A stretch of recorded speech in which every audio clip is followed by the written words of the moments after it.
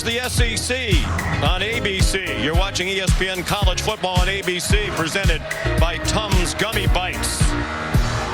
The Kentucky Wildcats today playing their first road game of the season, and the Ole Miss Rebels ranked number 6 in their SEC conference opener here at sold-out Vaught-Hemingway Stadium. Sean McDonough along with Greg McElroy, delighted to have you with us. And Greg, the numbers being put up so far by the Rebs are eye-popping. They're averaging 55 points per game through the first 4. That leads the nation. They're tied with Texas for the best scoring defense in the country. Their point differential plus 198, highest in SEC history through 4 games of a season. And they're the first team in the history of this great conference to put up 600 yards or more of offense in 4 straight games. Not just the first 4, any 4. And it's being led by Jackson Dart, now in his 3rd year as a starter. He's really come along, and he has a terrific cast around him. Yeah, the progress he's made has been outrageous. Said in preparing for this game, they watched their game against Kentucky from 2022.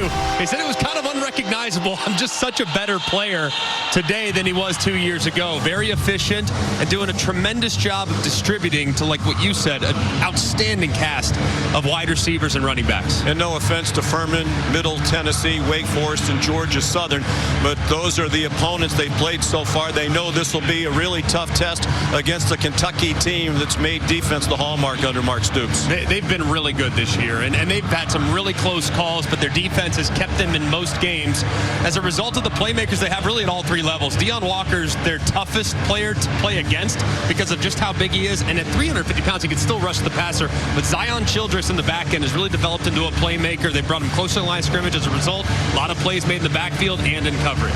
They've given up only 50 points through 4 games, and 31 of those were in 1 game, a loss to South Carolina. They're without their cornerback, Maxwell Hairston, today.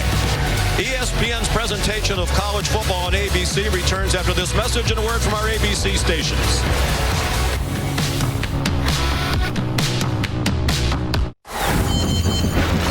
You're watching the Dr. Pepper Championship Drive Game of the Week. From sold-out Vaught-Hemingway Stadium, they've striped the Vaught today. Alternating sections, fans wearing red and blue. Temperature in the mid-60s under mostly cloudy skies. We had a very rainy day here on the fringe of the remnants of the hurricane yesterday. But it's a grass field that's dry and ready to go.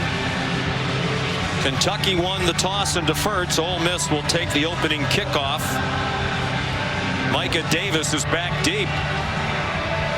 They are fired up here on the campus of Ole Miss. Off to a 4-0 start. Aiden LaRosse is the kickoff man. Kentucky 2-2 overall, 2 non-conference wins. They're 0-2 in conference against South Carolina and Georgia. Micah Davis got rocked as he crossed the 15-yard line. Blasted by Willie Rodriguez. The 15-yard return. And here's Molly McGrath. Well, Sean, Kentucky head coach Mark Stoops told us he found out just yesterday that their best corner, Maxwell Hairston, will not play in this game after re-aggravating a shoulder injury. Sean, back to you. We'll get more on that in a moment. Yes, Molly, we have a development. There was ruled a fumble on that play and recovered by Kentucky. Jackson Dart looking up to see a replay. He's in disbelief. There's the big hit by Rodriguez. The massive collision there, but it does look, as going to the ground, it appears as though Micah Davis still has control of the ball. Of course, every play is under review, and they're going to take a look at this one, but called a fumble on the field and immediate recovery by Kentucky. Jansen Dunn recovered the fumble. So it's a Kentucky team that prides itself on physicality. And at least for now, the play is standing as called. Here's the referee, Wayne Winkler, and they are going to go to the replay official, David Allman. 5 seconds into the game. It was a massive collision as Rodriguez running down at full speed, right shoulder right into the chin. And right there, it looks like he's down, and the ball, to me, appears like it's still under firm control of Davis, the ball carrier. I would agree. Let's bring in our rules expert, longtime SEC referee Matt Austin. Matt, we're getting to you early, but I think this one's a little bit of a layup. It did look like he still had the ball when he hit the ground, did it not? Yes, Sean, it did. I agree with you and Greg. It does look like he still has the ball. What the replay official looks for is there separation from the ball in the hand before he hits the ground. In this case, I don't see it. I think it's going to be overturned to the runner being down. The runner had full control of the ball with his right shoulder down. There was no fumble. It'll be first down Ole Miss at the 16-yard line. So Lane Kiffin pleased with that turn of events, and it will be Ole Miss ball. Molly, sorry to interrupt. Continue, please. Yeah, no problem, Sean. So Maxwell Hairston out for this game after re-aggravating a shoulder injury. He didn't make the trip to Oxford. All signs pointed to him playing earlier this week, so it's DJ Waller stepping in. True freshman Ryan Nichols will also rotate in, and Stoops said the biggest thing missing without Hairston is communication and leadership in the back end. Guys. He's one of the best in the conference. Brad White, the coordinator, said he's the kind of corner who can just lock down his side of the field. Jackson Dart checks it down to Henry Parrish, and he's out of bounds at the 24, gain of 7. Parrish, their leading rusher, started his career at Ole Miss, transferred to Miami, and he's come back to Oxford. And Ole Miss is outstanding at starting fast. Play tempo, try to shock the opponent with how quickly they operate offensively. See the improvement year to year from Dart, particularly with his accuracy. Second in the country in completion percentage behind Dylan Gabriel of Oregon right now. And right on cue, on target, first down and more. Trey Harris. Or check that, Caden Lee, the slot receiver, with a gain of 16. It's a deep receiving crew. They go about as fast as any team in the country. Dart given time by what they think is an improved offensive line. And a short throw caught at the 48 by Henry Parrish. And they're quickly on the move. They've scored on their opening possession in all 4 games so far. 3 touchdowns and a field goal.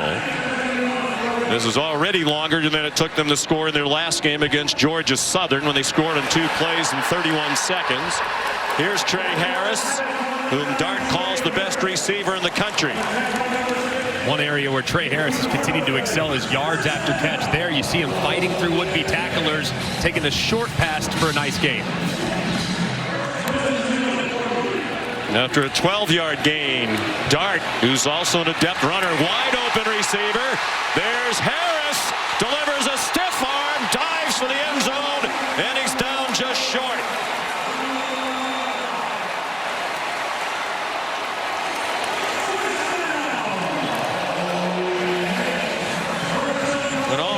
You can see some of the defenders, especially Keyshawn Silver, the nose, slow to get back into the play. He was offside as they snapped the ball. There is a flag.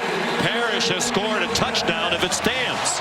The offense was moving around there too, so Jackson Dart trying to hustle, not allow Kentucky to substitute. He might have had his guys moving as well. Offside defense. The right side of the offensive line was still standing up.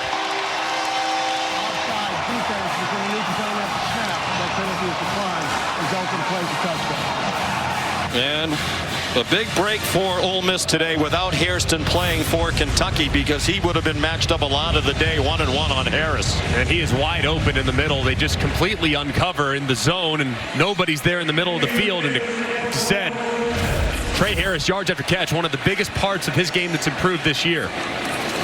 Like he might have actually scored. They marked him down short. It didn't matter. They scored. On the next play, Caden Davis added the extra point. And that's 5 for 5 on opening drives for Ole Miss this year. And Jackson Dart did such a great job here avoiding the rush. There was an unblocked defender that had run through. He stepped up, avoided it, find Trey Harris right over the middle of the field. And with a lot of chaos there going on, no one really knew who was going to snap it. Offense did, defense was walking to the line of scrimmage. And Lane Kiffin Tries to catch him off guard. They run it right in for a terrific start for this Ole Miss offense. Mark Stoops talking to officials about something. In his 12th year at Kentucky, longest tenured SEC coach. In fact, in the history of this league, which goes back to 1933, he's one of only 19 coaches ever who has coached at a school 12 years or more. Trying to beat a top 10 team on the road for just the second time in his tenure. They did defeat Louisville at the end of last season, beat their in-state rival for the 5th straight year. So Caden Davis with a very strong leg kicks off. And Barryon Brown has no chance. That's sailed all the way out of the back of the end zone. So here comes Kentucky, led by Brock Vandegrift, the transfer from the University of Georgia. Grew up in Bogart, Georgia, short distance from Athens, small town. This is his first career road start. He backed up at Georgia for 3 years. Has been their starter this year in his first year at Kentucky, and you saw the numbers, 3 touchdown passes, but none since the opener against Southern Miss, a 31-0 win. He's 22 years old, good size, 6'3", 217. Like Jackson Dart, who was in the same recruiting class, he can also run. He's on target to Dane Key for a gain across the 30, a pickup of 7. It's going to be huge for Brock Vandegrift in this offense, called by Bush Hampton, to be very methodical in this game. They're going to have to stay patient. They're going to have to be really good in the red zone because field goals will not win this game against Ole Miss. And they have to be good on 3rd down by extending drives and giving that defense much needed rest against the tempo. Vandegrift keeps and carries for the first down. Jared Ivey made the tackle. Part of an improved defensive front. The biggest improvement, according to Lane Kiffin, and a reason why the Rebels believe they are national championship contenders now, is improvement on both lines, offensive and defensive lines. Bigger and stronger and more talented.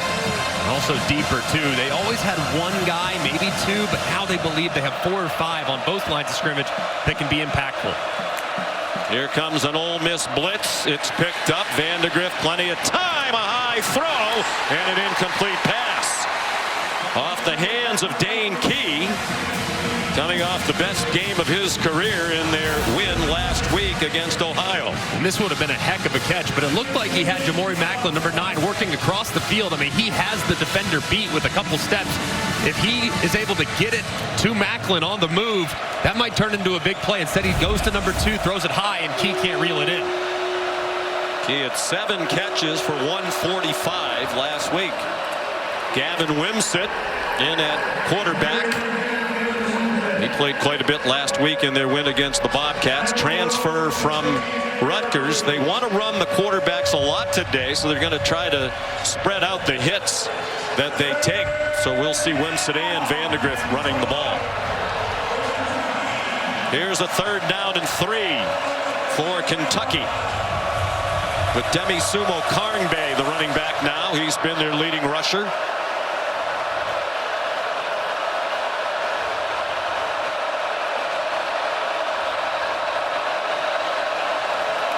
Four receivers, another blitz, and this catch in traffic by Key. And he fights across midfield for a Wildcats first down. Tackled by John Saunders Jr. after a gain of 8. It's a great job of, they get Key going against outside leverage on a little slant move. They pass off this stack. He gets to work against the defender, Saunders, who's outside. He breaks inside. It's well-timed throw by Vandegrift because the coverage is pretty decent. The strong Key reels it in for the conversion. Gavin Wimsett back in at quarterback now. Fake the option look to Sumo Karngbe, and he picked up a couple. He was the starting quarterback last year at Rutgers, but Greg Schiano told him after spring practice he was not going to be the starter this year, so he jumped in the transfer portal late and returned to his home state of Kentucky. He's from Owensboro. The staff likes him too. They say he's a great runner, electric with the ball in his hands. He's a better thrower than you realize. Don't fall asleep when he's in the backfield. He might throw it over your head.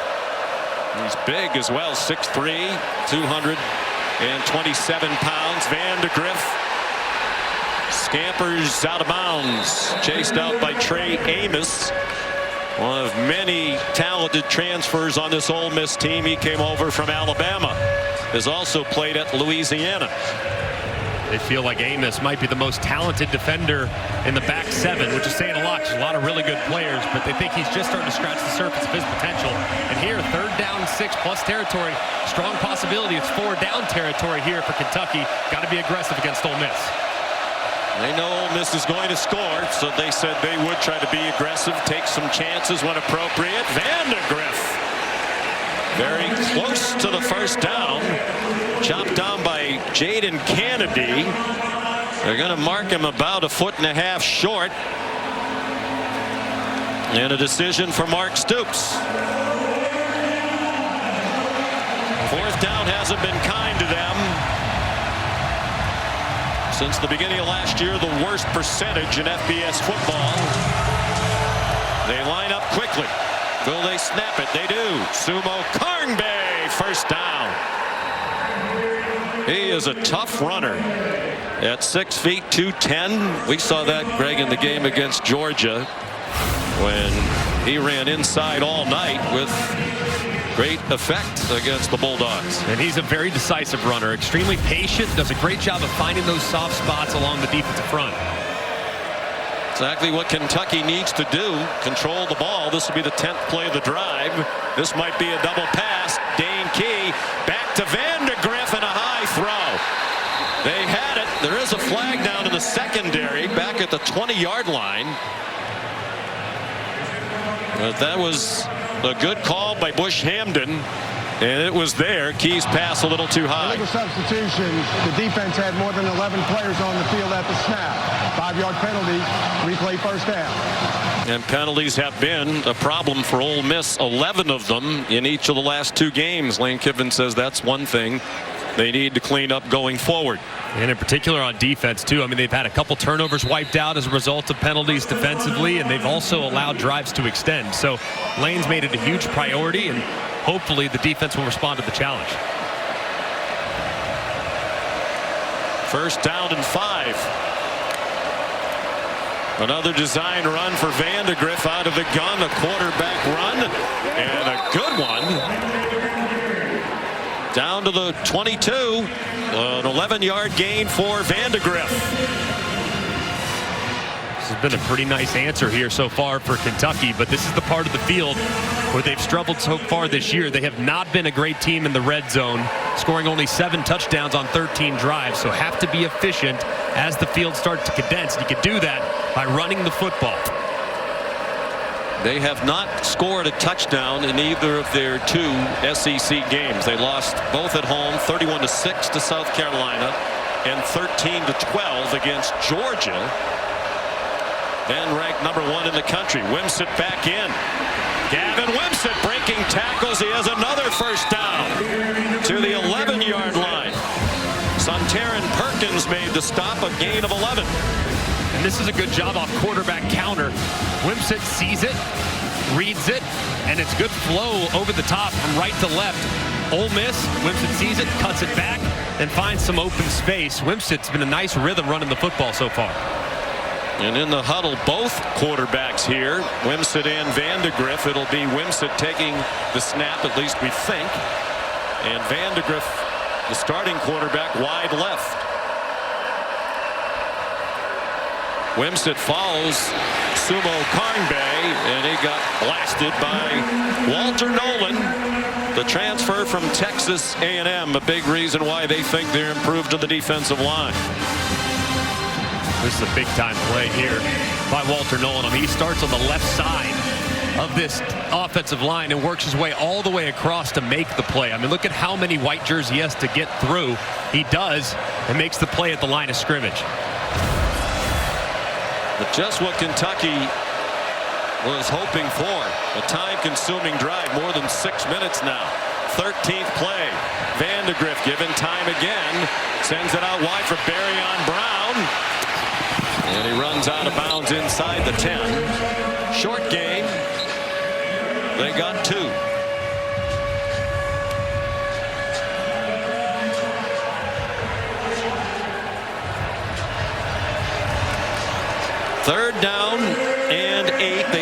first down at the 1-yard line.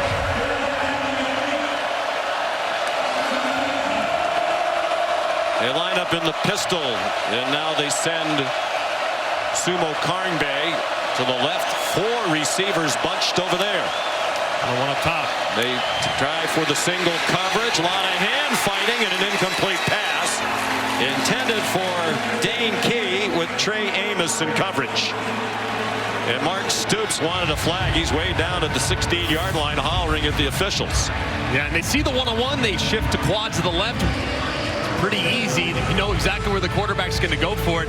Amos turns around initially, but I can understand the frustration there from Mark Stoops. It never looked like he really tried to make a play on the ball. He was really playing the receiver more so than the ball. So that one's right there. I really think that could have been a penalty. Well, he had a handful of jersey for a long time. Here's Alex Rayner. He's now made 13 in a row, extending his Kentucky consecutive field goal record. That one good from 27. A 15-play drive for the Cats.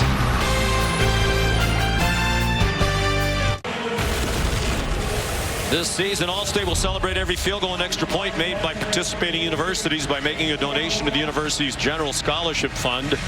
Thank you, Allstate. Alex Rayner continues to fill up the nets. Kentucky, as you said, Greg, needs touchdowns, not field goals in this game. But the good part of that for them, they used up more than half of the quarter. The drive was 7 minutes and 38 seconds. The quarterbacks rushed for 42 yards. Each carried 4 times. Vandergrift 22 yards rushing and Wimsatt 20. A wrinkle that worked very well. Ulysses Bennett is the deep man now for the kickoff from Aiden LaRosse. And it's a touchback. Lots of football fans around the country getting to know Jackson Dart. He was the Gatorade High School National Player of the Year at Corner Canyon in Utah in 2020. Threw for just under 5,000 yards. Started his college career at USC. 1 year there, mostly the backup to Keaton Slovis. Started 3. They had coaching changes there. He transferred to Ole Miss and has been a 3-year starter.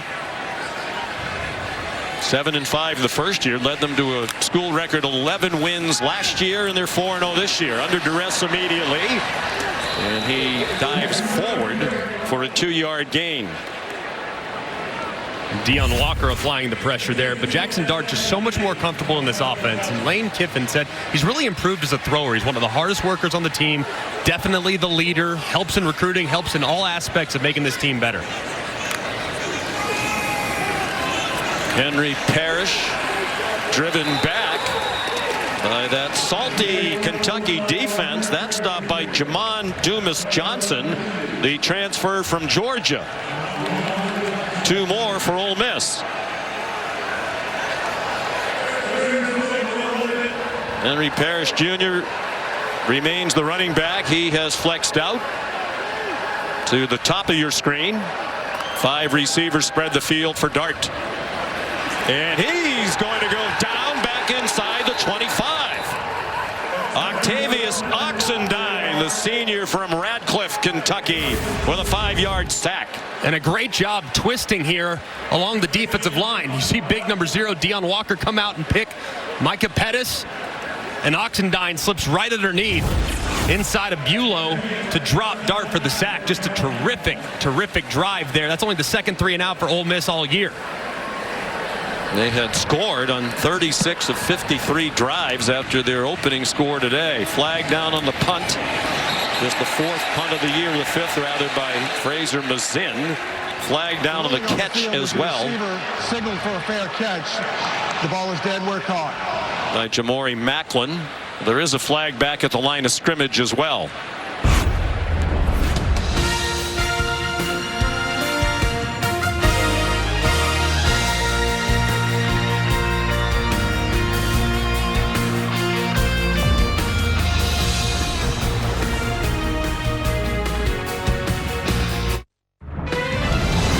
ABC College Football is presented by Tums Gummy Bites. Get fast relief of occasional heartburn. Use as directed. And in part by Allstate and the Allstate AFCA Good Works team, recognizing the athletes for their good work off the field. Visit ESPN.com/Allstate to learn more. Great scene, Vaught Hemingway Stadium, Oxford, Mississippi. Every game this season sold out. While we were away, there was the announcement there was an illegal motion penalty against Ole Miss on the punt. So Kentucky took 5 yards at the end of the play. The fair catch at the 29. The penalty has moved the ball to the 34. That's where they start, led by Brock Vandegrift, who led a 15-play field goal drive on their opening possession. He throws quickly to Barryon Brown, who's tackled by Chris Paul, the linebacker who transferred in from Arkansas. Offensive coordinator Bush Hamdan has done a pretty good job here on this opening script. They have to get the run game going. That was imperative.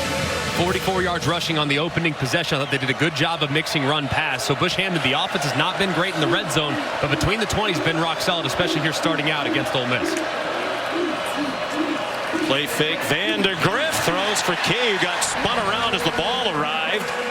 The coverage from Jaden Kennedy, a transfer from Tulane. They're playing without Lewis Moore in the back of that secondary today, but they feel like they have the depth to cover that.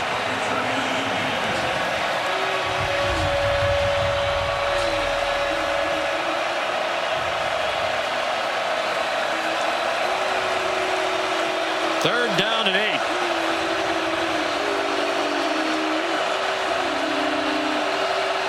Jamori Macklin, the motion man, under duress and sacked. Vandegrift down. Jared Ivey first there.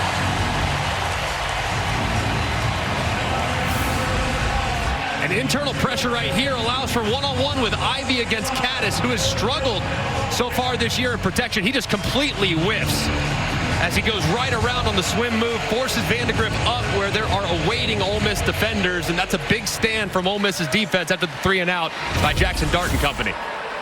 Aiden LaRosse took over last week from here in Oxford. The start of a great day of college football on ABC.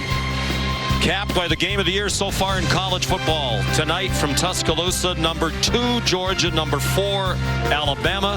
Presented by Capital One, the first top 5 matchup of this season. Georgia 49-2 over its last 51 games, both losses to Alabama, including last year's SEC title game that kept Georgia out of the playoff.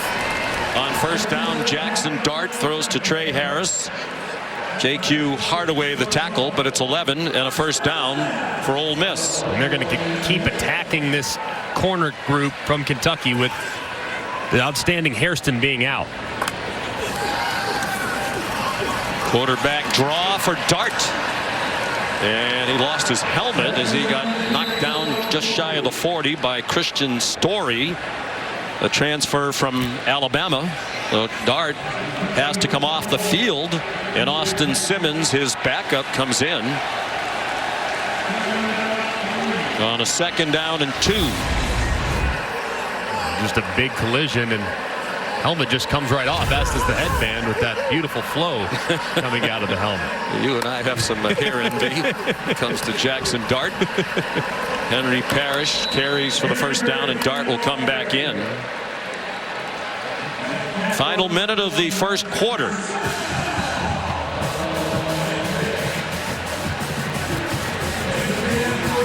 Dart, 21 years old, 6'2", 225, making his 30th career start at Ole Miss. They've won their last 7, dating back to last year. Play fake. Here comes the rush. Dart throws it away. Chased by Trayvon Ripka, who the coaches have singled out for excellent play through the first 4. There is a flag down.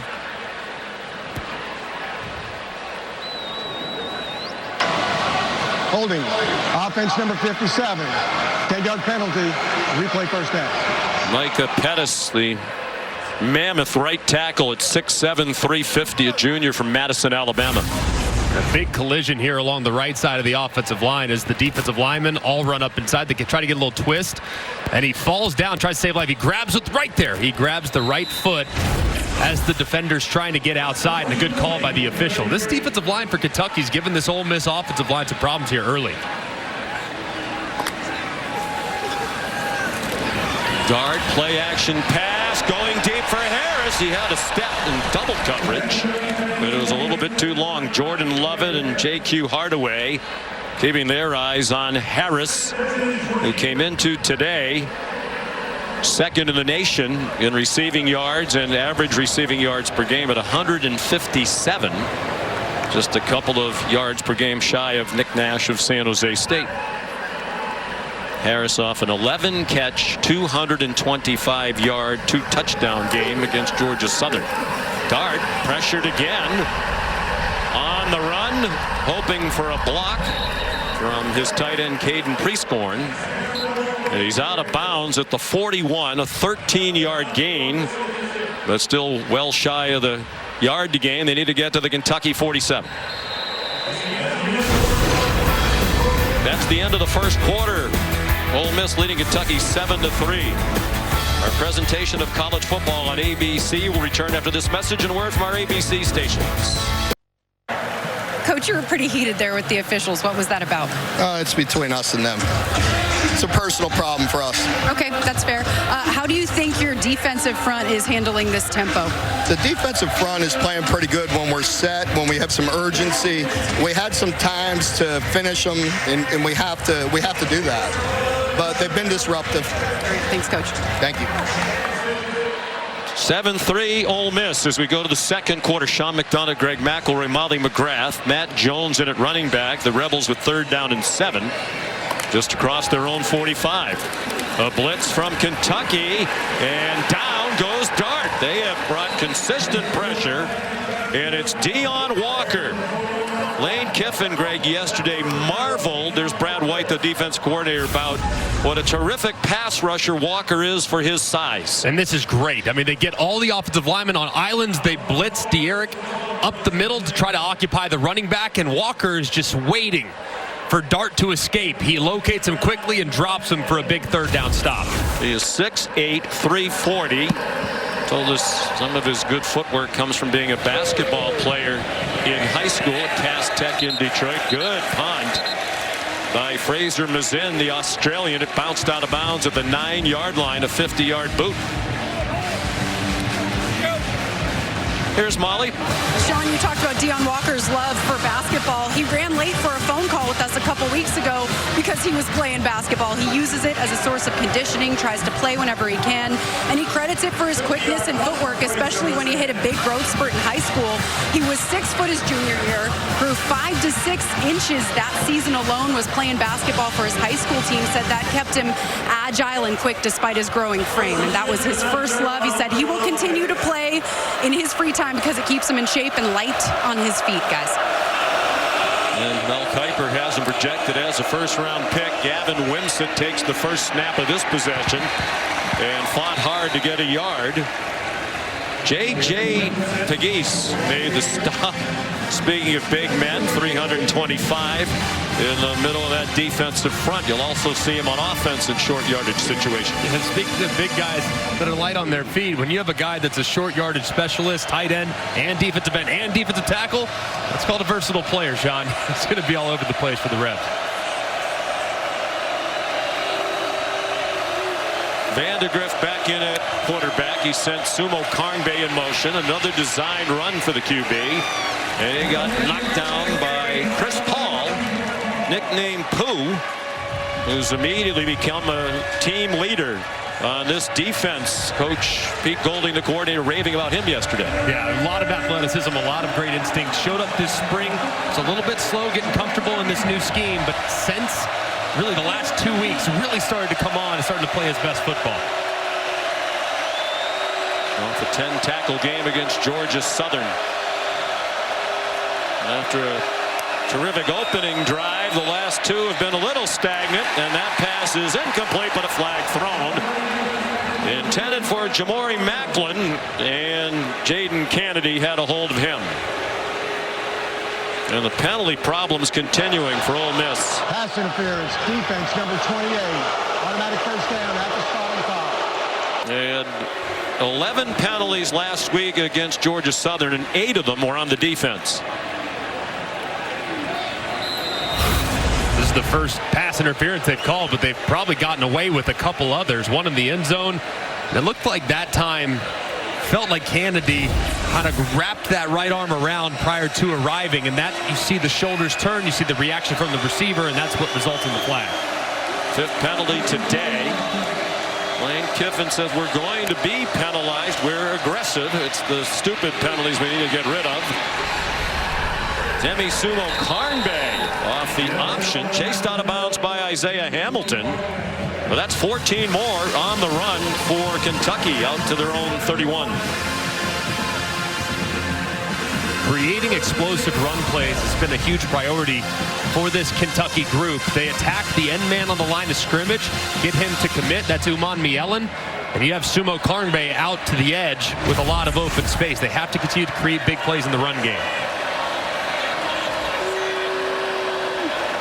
Gavin Wimsett back in the shotgun now. He gets pinballed around. After a gain of 2, he's knocked to the grass.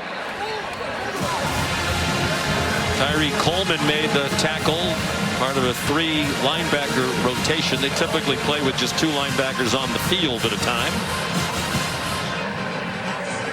They feel like that linebacker core is one of the biggest differences in their defense. They have 2 racers, but also 2 guys that can really communicate well in Daughtery and Paul. Coleman just making the rich richer. Jamarion Wilcox trying to get outside, and he reached the 35 before he got driven back by Kenducky. They think eventually Wilcox will be a consistent home run threat. He's really the only running back in their stable right now who can take it a long way. And a really good job, too, on the exterior by this defensive secondary. Isaiah Hamilton, the corner, great job leveraging the football there by Kenducky, and Hamilton comes up and makes the stop. 3rd down and 6. Early in the 2nd quarter.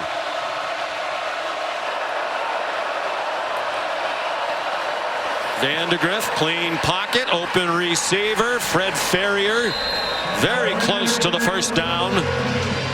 John Saunders Jr. made the tackle. They're going to mark him short. What would you do if you're Mark Stoops? I think in this style of game, defense has played pretty well. You got to keep the pedal pressed. Against some teams, sensing the game might be won with 20, 24 points. I don't think that's this type of game. I think you have to keep the offense. You have to continue to stay aggressive, and you got to go for it in this situation. 4th down and a foot.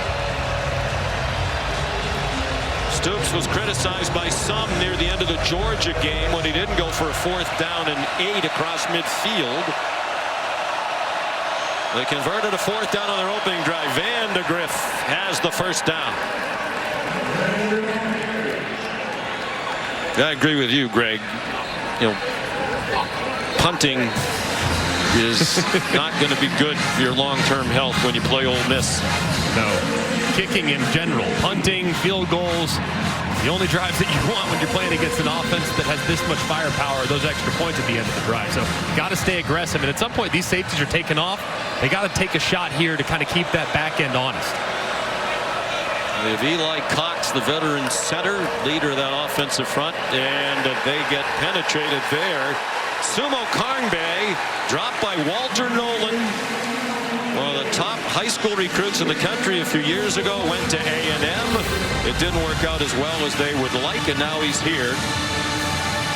Watch the quickness. I mean, engaged with Dylan Ray, the left guard, was right around him. They're trying to read the end man on the line of scrimmage, but Nolan's the guy that's second to the inside. He makes the play in the backfield before they can even get a read. Great play by the D tackle. 2nd and 12. They've done a good job of avoiding long yardage situations today. Vandegrift on the design rollout on target to Dane Key with Isaiah Hamilton in coverage. They got 9. They'll need 3 more on 3rd down as we go under 9 minutes to play in the half. It's one thing the Bush Hamden's done a really good job of. This offensive line has not been great in protection this year. So moving the pocket's been a point of emphasis. They've done a pretty good job of it here these last few games, especially since that South Carolina game. So takes that 2nd and long, makes it 3rd and manageable. 10th play of this possession. Their opening drive went 15. Vandegrift stopped just across the line of scrimmage by Xavier Harris, the talented backup on that defensive front. And now with a long 2 to go, Mark Stoops is going to punt. You like that decision? Man, this is one where it's really close. If it's inside of 1, inside of 2, I think it's an absolute go-for-it situation. But when you get to 3 in the offensive line, the last couple snaps not playing so great, I can kind of understand why you might want to try to play a little field position here, given how your defense is playing. ESPN Analytics says this is a situation that you should go for it. Wilson Berry in a pooch punt situation back on the field, and Jordan Watkins made the fair catch. 33-yard punt. 7-3 Ole Miss. We're in the second quarter in Oxford. This is the SEC on ABC. From Vaught Hemingway Stadium, there's the Taco Bell Live Más student section all season long. Student sections around the country competing to be the Taco Bell Live Más student section of the year. Download the Taco Bell app to learn more. A student body that's rapidly growing in an era where many colleges are seeing their enrollments drop. They've had a 20% increase the last couple of years here. Almost 25,000 students now on this beautiful campus. And a great college town, Oxford, Mississippi. Jackson Dart, and it is incomplete. Juice Wells was open for a moment. It took a while for Dart to get the ball there. DJ Waller and Ty Bryant had the double coverage. And this ball just hung in the air forever. Jackson Dart trying to take a shot. That's a couple now that he's tried to push over the top. It's well played on the outside by Waller, filling in for the injured Hairston. Goes up, gets that arm, and dislodges the football. Dart hasn't had a completion since the opening drive. It was 5 for 5. The receiver, Parrish, didn't know the ball was coming. Ty Bryant in coverage. Since the opening drive, this offense has been a little out of sorts, and credit the pressure from Brad White's defense for that. Yeah, they are applying a lot of pressure and hitting Jackson Dart a bunch. They really affected Carson Beck a couple weeks ago, and now it's kind of getting to another Heisman hopeful. 3rd down and 10 midway through the second quarter. They had 83 yards on the first drive, 29 cents. Dart dancing. Has a long way to go to get the first down. And he comes up, it appears to be with enough for the first down based on where they're spotting it. Right on the 32. It is a first down. And they line up very quickly. Parrish. Short gain, Tyrese Febrey, the tackler. Let's look at the previous play from the ESPN Pylon Cam, brought to you by Progressive. That right arm of Jackson Dart does look like it's just a hair short, so a wise decision there by Lane Kiffin and Charlie Weiss Jr., the offensive coordinator, getting up and snapping it before they looked at it. Dart, plenty of time. This time Harris moving open, and good response to the ball in the air to break it up. To Ryan Nichols, a true freshman, got back into the play. Man, how about that assignment? You got to go against one of the best wide receivers in college football. He works a little stutter-go double move. You're beat initially, but you don't give up onto the ball, slightly underthrown. You're able to recover just quickly enough to break up the play.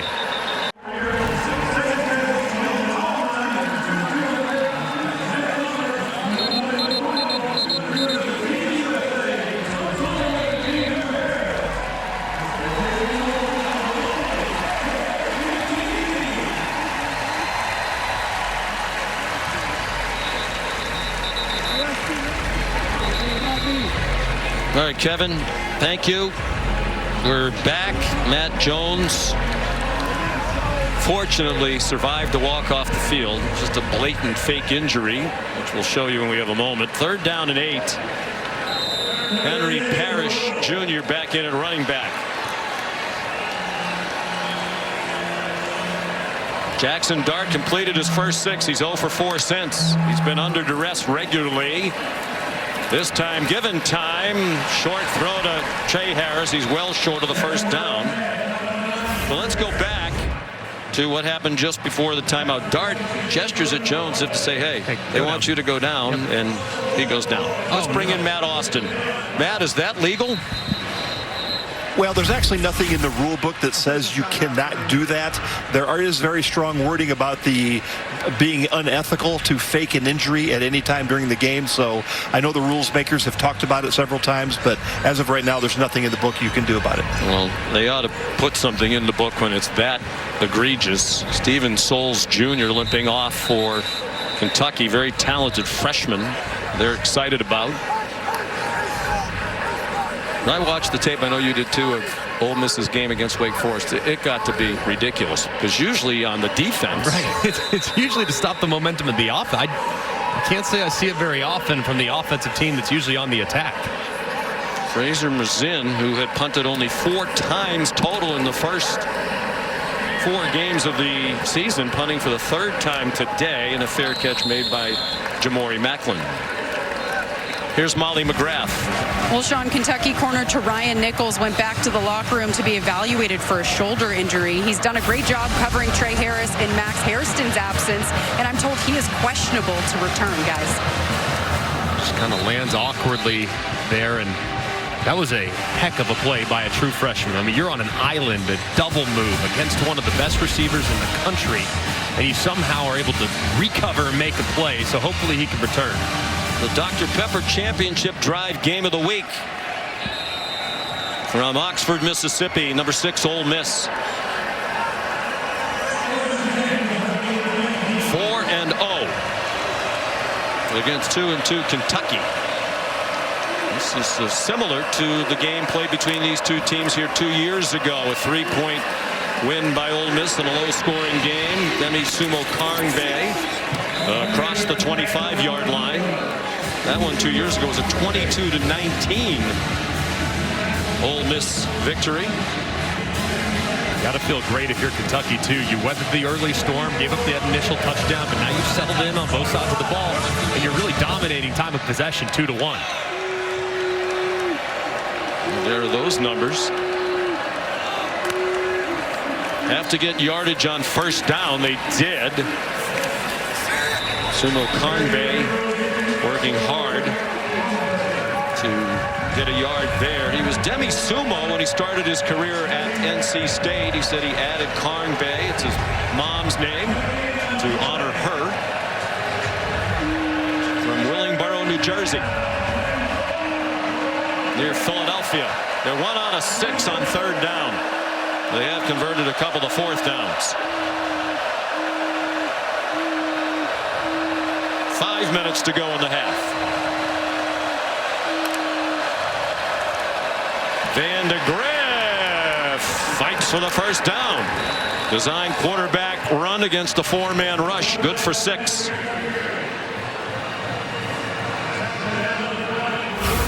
This is a good decision. I know it's 3rd and long, but you have 5 guys in the box defensively, and you have 6 blockers, including the running back. So call quarterback draw. You get hat on a hat, and your quarterback falls forward for a nice 3rd down conversion. Similar game to when they played number 1 Georgia back in Lexington on September 14th. Low scoring. The offense did some good things, but couldn't score touchdowns. In that game against the Dogs, they ran for 170 yards. A lot of people thought, well, the difference today is the Ole Miss, when they're on offense, they're going to spread you out. Whereas when you play Georgia, you know it's going to be a game in the trenches, and that's the kind of game Mark Stoops' team likes to play. Yeah, they're very comfortable matching up in a heavyweight slugfest where you're just throwing haymakers at each other. But when you get into a track meet, that's advantage Ole Miss. So far, the pace of the game, the tempo of the game is favoring Kentucky, and these long time-consuming drives are disrupting the rhythm of the Ole Miss offense. Will they take a shot down the field eventually? Van de Graaff zings one. Dane Key, first down across midfield. They have 3 wide receivers on their team with 1,000 career receiving yards, but Key's become the key lately. And this was a really nice route here by Key. soft coverage, break inside, but don't break inside too fast. Against this zone coverage on the inside, the faster you run, the faster you might run into contact. He was under control, gave big target to Vandegrift, who threw a strike for a nice gain. 4 catches for Key. Down to 3 minutes to go in the half. Jamarion Wilcox. There's a flag thrown by the center judge in the offensive backfield. That's the kind of thing that's a drive killer if it's against Kentucky. Holding offense number 69. 10-yard penalty. Replay first down. Marcus Cox.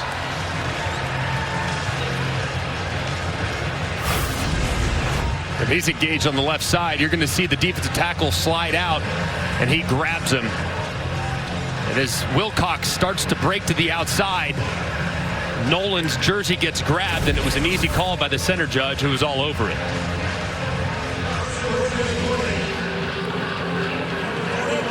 They don't get it in big chunks. Their longest play from scrimmage today is 15. So 1st and 20, particularly difficult for the Cats. Play fake to Wilcox. Down the field, no problem. 1st and 20. Dane Key, another catch. Brandon Turnage made the tackle, but they're at the Ole Miss 35 with a pickup of 24. And the timing on that throw was just outstanding there from Vandegrift. You have a clear out, you got one-on-one on the outside, Key breaks inside, and it's another nice conversion. And they're in no hurry. They want to take this clock all the way down to halftime if they can. They had a good plan against Georgia. They put themselves in position to win. They couldn't quite pull it off. Lost by 1. This plan has kept them close to the high-flying Rebels. We're at the 2-minute stoppage in the first half.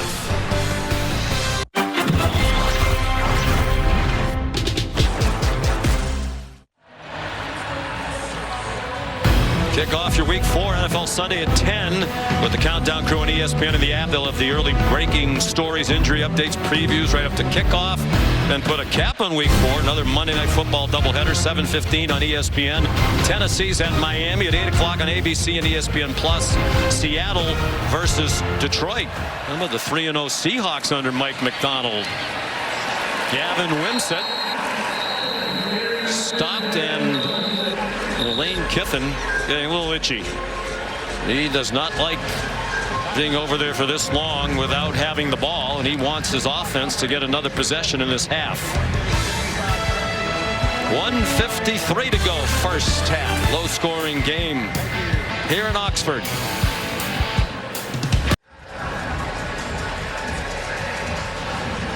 Lane Kiffin's team on defense most of this half. He just used the timeout while on defense, trying to get that offense the ball back. 1:55 to go in the first half. Ole Miss leading 7-3. Coach Kiffin going for his 100th career win today in his 13th season as a head coach. His 5th here at Ole Miss. 2nd down and 10, the 8th play of this drive for Kentucky. They're at the Rebel 35. Brock Vandegrift over the middle, tried to get it to the tight end Josh Caddis, and it was broken up by Jaden Kennedy. Offensive line struggled early in the year for Kentucky, particularly against South Carolina. They've been impressive today. Yeah, coming into today, I mean, Brock Vandegrift was under pressure on just about half of his dropbacks, but so far that was his 15th dropback, only 2 pressures from what we thought was a much improved Ole Miss defensive line.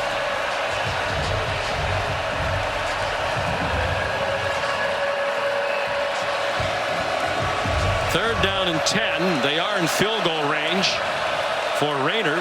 This is the 3rd Kentucky SEC game of the season. They're going to use a timeout. And they haven't scored a touchdown yet. Kentucky there first. It'll be 30 seconds. Lost 31-6 to South Carolina. Kicked 2 field goals. And lost 13-12 to Georgia. Kicked 4 field goals. They had 1 field goal today. Here's Kevin.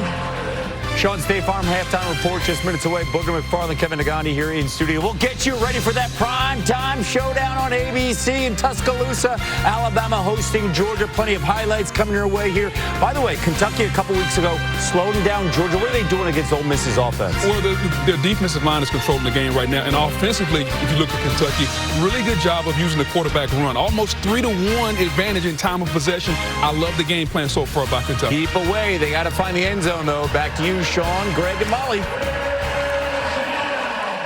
All right, gentlemen, thank you.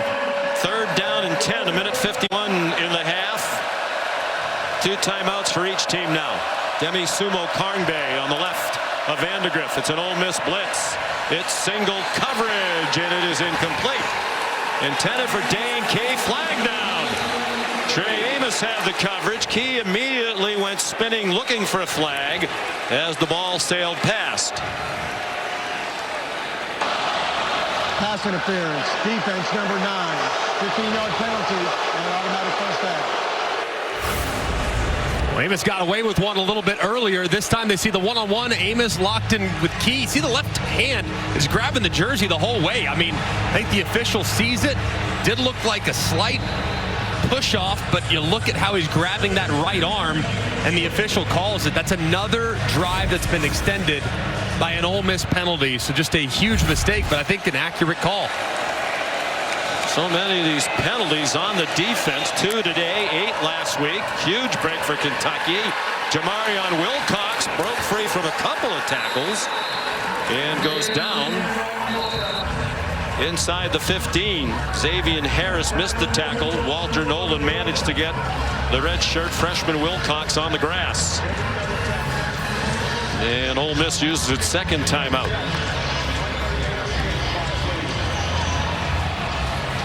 Gives us a chance to look at today's college football rankings. Brought to you by Prudential, Texas, taking on Mississippi State in Austin. Of course, the big game tonight is Georgia at Alabama. You're going to hop in the car, make the drive back to Tuscaloosa to watch your alma mater.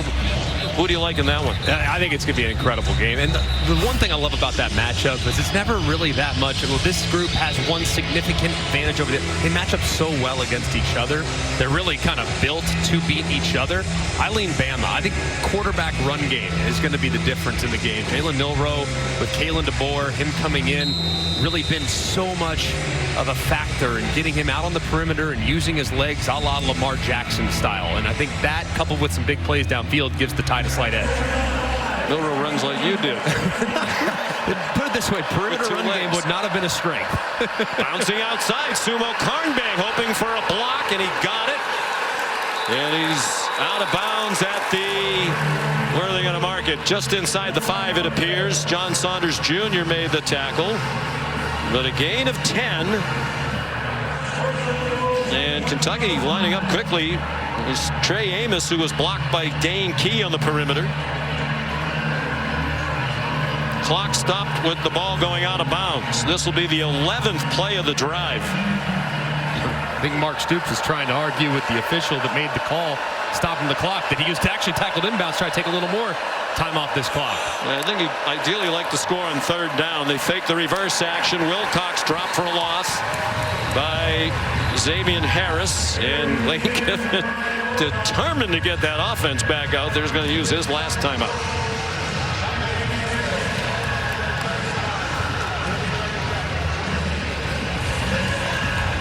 This is a heck of a play a moment ago by Xavier Harris, who just continues to show up. Watch this strong arm working against the right guard, Jalen Farmer. I mean, that right arm really completely pushing the 320-pound right guard into the backfield. He allows him to get some separation so he can locate the running back where he drops him for another big loss. I mean, this D-line, there's been really bright moments in this game. A couple of loss-contained plays, a couple quarterback runs that have hurt them.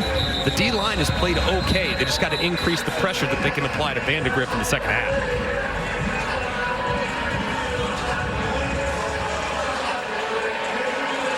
For the most part, Kentucky's done a nice job neutralizing what Ole Miss thought was a much improved defensive line. Would you be a little concerned if you're a Rebel fan about the defensive line based on this? Yeah, I think a little bit for sure. I'm a little more concerned if I'm Ole Miss about the offensive line and their inability to protect their quarterback against these Wildcat defensive linemen. Wimsett will take the shotgun snap. He is stacked up and driven back. Princely Umanmielen and Trey Washington. And Kentucky will use all of the time. Lane Kiffin can't stop it now. And Greg, this feels like it needs to be a touchdown if you're Kentucky, and it's going to be hard for them to do from the 10. Yeah, and to go backwards on first and second down with simple inside run is really demoralizing. But you now are going to be able to take it down to about 40 seconds before you call timeout. They're going to take the play clock all the way down here and use their timeout. Yep. And that'll give him a chance to kind of think about for a little bit more time what the best play is in this situation. But I agree with you. I mean, drive has to absolutely end in points, so don't throw it into traffic. But, man, it's going to feel like a huge win for Ole Miss's defense if they can go to the half, having just less than 8 minutes of time of possession here in the first half, still with the lead. Well, they have to find a way to get off the field. Pete Golding is the defensive coordinator. Really pleased with the way the defense has played, but he knew this would be a different test against this Kentucky team today. So the plan, like the Georgia game, Greg, it feels like they're executing it to perfection, but to be perfection, it needs touchdowns at some point. They just can't seem to stay in front of them. With the defensive backs against the wall, their O-line just seemingly can't win. Vandegrift's 9 out of 13. Ole Miss showing blitz, brings a blitz. He's given time, throws the slant, broken up. There's a flag down to the end zone. Intended for Dane Key. Trey Amos had the coverage. Well, the offensive lineman for Kentucky down there woofing. He needs to get away from that. Holding defense number 9. Half the distance to the goal and an automatic post out. So Amos is talented, but he has been grabby. Working against Key, and that's a tough matchup for sure. You see 85 wide open, by the way. I don't know about that one. It's tough to see. What do you see in the back? Yeah, you see the right arm wrapped around Key. It's the right arm that is what leads to the penalty, and I think it's a lot of contact there. Clearly a point of emphasis. I mean, ideally, it ends now for Kentucky with a touchdown, and it will. Dane Key beat Amos in coverage for the Kentucky touchdown. A 5-yard touchdown, their first in SEC play in nearly 10 full quarters this season. And this ball was in the air for a long time, and it's pretty well covered, but Key so strong through the catch. Looked like he definitely had possession. Ball moved a little bit, but it looked like firm control before he went to the ground. I mean, that was really strong hands there by the wideout. Alex Rayner to kick the extra point. Where they have Barry on Brown, they have Macklin, but clearly Vandegrift has complete faith in Key. That 13-play drive aided by 3 penalties against the Ole Miss defense.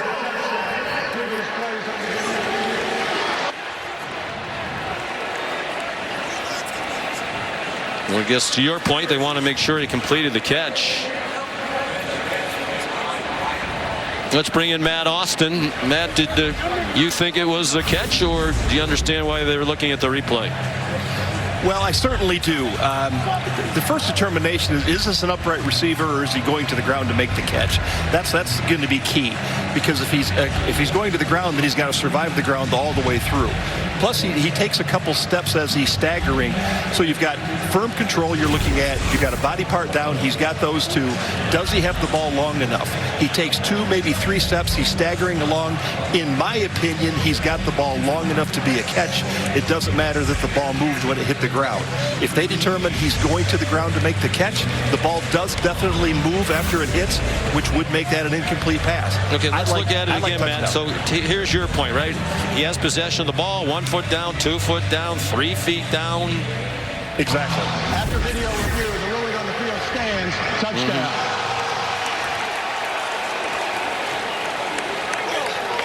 for Dane Key. With all the catches, that's his first touchdown catch of the season. Of course, they hadn't thrown a touchdown pass since the opening game of the year. He's a junior from Lexington, Frederick Douglass High School, from a Wildcat family. His dad, Dante, played defense at Kentucky in the early and mid-90s. Alex Rayner for the extra point. And it is 10-7 Cats. Dane Key and Brock Vandegrift will get their name in the paper, but you got to give some love to the running back, Demisumo Karnbe. Watch this block that he initiates against Jared Ivey. I mean, just full play action, forces Vandegrift to move just a little bit. Man, that was a great block by the running back. It's been kind of the running game all throughout the first half. Sumo Karnbe, though, being a great teammate, making a great block, giving his quarterback enough time to secure a nice, clean throwing lane, and a great catch on the other side by Dane Key. We talked to Demisumo Karnbe during the week. He said he was primarily a defensive player in high school, and he said, I miss it. I miss the physicality. And he brings that physicality to the offense, both with the way he runs and with the way he blocks. And when he was talking about all the positions he played in high school, he named pretty much every position. And then we said, well, you weren't the long snapper and you didn't punt. He said, well, yes, I did those too, and I was a really good long snapper. So as far as we could tell, at one time or another, he's played every position you can play on a football field. And he's a great player and played some slot receiver last year when they needed him. I mean, what a great addition from NC State a couple years ago. And in the absence of Chip Trainum, who they thought was going to be their bell cow back, he has really stepped up into a very important role for the Cats offense. They were hoping to have Trainum back today. Transfer from Ohio State, broke a hand in the preseason. The kickoff by LaRosse is another touchback. He had some pins taken out about a week ago. His hand started to swell. He was having a hard time gripping the ball. So not this week for Trainum, but soon they hope. Well, how do you play it now if you're Ole Miss? No timeouts. Starting from your own 25. The explosiveness all over the place, at least usually, not so much today. Yeah, I mean, if I'm Lane Kiffin, gas pedal pressed. I mean, I think that with 27 seconds, you got to be mindful of clock situations, know where the sideline is, have to get first downs because you have no timeouts. But I would absolutely try to steal some points. Really trust your quarterback here, Jackson Dart, to make great decisions, because the only thing that absolutely crushes you here is a turnover that leads to Kentucky points. They've had the ball for fewer than 8 minutes. Delay of game. Wow. Offense. 5-yard penalty.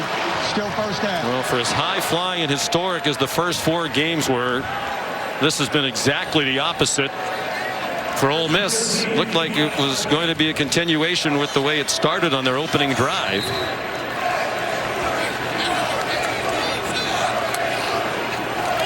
The first time all year they've gone 3 straight drives without scoring.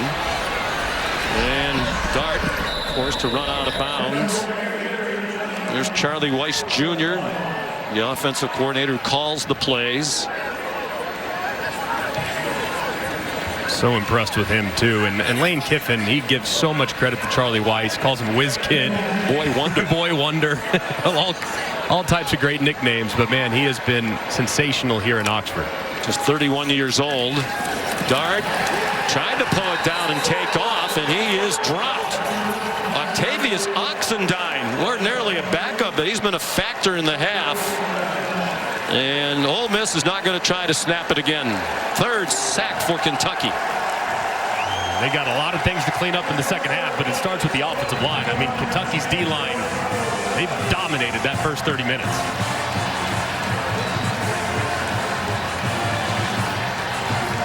Here's Molly with Lane Kiffin. Coach, Kentucky's winning the time of possession, crucial penalties, keeping drives alive. How does your defense get them off the field? Well, part of that's been ourselves. We've had 3 third-down defensive holding or pass interference on 3rd or 4th down, 3 of them that kept their drives alive. So we got to do much better a job after the first drive on offense of being consistent. And we're in the type of game that we've been in with these guys before. You saw that sack to end the half. What's their defensive front doing to challenge you? They do a good job. They're really good. Like I said all week, these guys got really good players, and we got to do a better job. And we've taken some shots and missed them deep, and so we're going to have to make those and be more consistent. All right, thanks, Coach. All right, guys. Just the second time under Kiffin, trailing at home at the half. Number 5, Florida, in Lane's debut as the Ole Miss coach. They lost that game. We're at halftime. The State Farm halftime. Welcome to the State Farm Halftime Report. Ole Miss's powerhouse offense. They scored in the opening drive. Nothing since in the final 4 possessions as they trail their first halftime deficit of the season, 10-7 to Kentucky. Booker McFarland, Kevin Nagandi here. What has surprised you in the first 2 quarters? You know, we came into the season talking about the much ballyhooed defensive line of Ole Miss with Walter Nolan and those guys. But it's been the Kentucky defensive line that's dominated the game. They're getting after the Ole Miss offense. And on the flip side, when you look at the Kentucky offense, 17 design quarterbacks runs. You can clearly see the game plan. We're going to control the line of scrimmage offensively and defensively. We're going to control time of possession and limit Ole Miss's offensive possession. So far, masterful game plan by Mark Stoops. Keep away from Lane Kiffin, no right? Over 21 minutes and on offense. He gets frustrated. Yeah, you can see that. You can see it. Yeah, and we're talking about an offense averaging 55 points per game, entering this one, held to just 1 touchdown. All right, we've got other games in action right now. How about a top 25 showdown in the Big 12? Number 20, Oklahoma State at number 23, Kansas State. Avery Johnson, young man can do it all. Here he is with his legs and the patience. Doesn't see anything. I'll take it in. There's no better weapon in college football than a dual-threat quarterback. I love the patience by him, looking at the field and then taking off late. Alan Bowman benched at one point, coming back this week now as the start. A little flea flicker. Dazon Stribling to the house, 77 yards. Love those tricky Cowboys, little flea flicker. Oftentimes you see the deep route. That time you saw the crossing route on the flea flicker touchdown. Meanwhile, back to Johnson. Okay, we saw him do it with his legs, and here he is finding Jace Brown, who has that time, and there's the cannon wide open. Yeah, wide open. That's a blown coverage on the defense, but good job by Avery looking down the field and finding the open man. Wildcats up 21-13 at the break. Johnson feeling good. How about feeling good right now if you're BYU? 4-0 to start the season, taking on Baylor here. Jake Retzlaff finding Miles Davis. This offense can do a lot of things. They can score points in a hurry. No doubt about it. And I just love the patience of the quarterback. The first guy fled the zone, let him go through, he hit the second guy. Next Baylor possession, Sawyer Robertson deflection right there, and there is Blake Mangelson. The best athletes on the field, Kev, the big guys up front. Sure, yeah, you're not playing. Meanwhile, Retzlaff, the keeper, he can do so many things, the versatility, and right now, BYU, watch them, those Cougars up 31-14. Okay, back here, Book. Test time. What is this? What is that? I know this one. Yes, you do. That's a jug. That is a jug. What color is it? The little brown jug. That's what I'm talking about. The little brown jug. The oldest trophy in college football. I am very proud of you. Come on. I know my trophy. Minnesota and Michigan. This series started in 1892, and what they were doing back then, defense and running the football, we got that right now in 2024 with the Wolverines. Same play that the Wolverines ran against Washington when they were seeking for a touchdown, they ran it again. Okay, here's the defense, right? Give me this football. Michigan's secondary, they are ball hawks. At some point, the receiver has to know when the journey's over and get down, but good job just gnawing at the football by Michigan. Back to Kalel Mullings on the ground. The power right there, and the identity of the Wolverines continue run and play defense, up 21-3 right now. How about last night? Number 7 Miami down double digits to Virginia Tech. Heisman favorite Cam Ward, brilliant late. This may have been the Heisman moment for him in September. Look at that, keeping the play alive on this drive. They would later score and take a lead 38-34. Virginia Tech, final play, final seconds. Hail Mary, got to knock it down. They call this a Virginia Tech touchdown, bro. Kev, the fact that they called it a touchdown means you have to have irrefutable evidence to overturn it. I didn't see enough to call it a touchdown, and I definitely don't see enough to overturn it. And after a lengthy review, they say it is overturned, not a catch. Miami survives 38-34. You're seeing the very latest, according to ESPN, bet the favorites to win the Heisman. Cam Ward at top. Jackson Dart coming in number 2. What are you seeing from Dart? If you watched the game last night, first of all, you saw Cam Ward and everything that he put on display. Jackson Dart has missed a couple of, he hit the one deep pass, but he's missed a couple of down the field. He's got to hit some more of those, especially after Ward's performance last night. And the key, Boog, is when we're going to see him on the field because Kentucky has controlled this game, and they're going to get the ball to start the second half as well. But when he's on the field, Ole Miss's offense electric. We're going to check in on this game. There's something big happening tonight in Tuscaloosa. College Game Day going to weigh in on Bama, Georgia. You're watching the State Farm Halftime Report. On the mountaintop, at long last.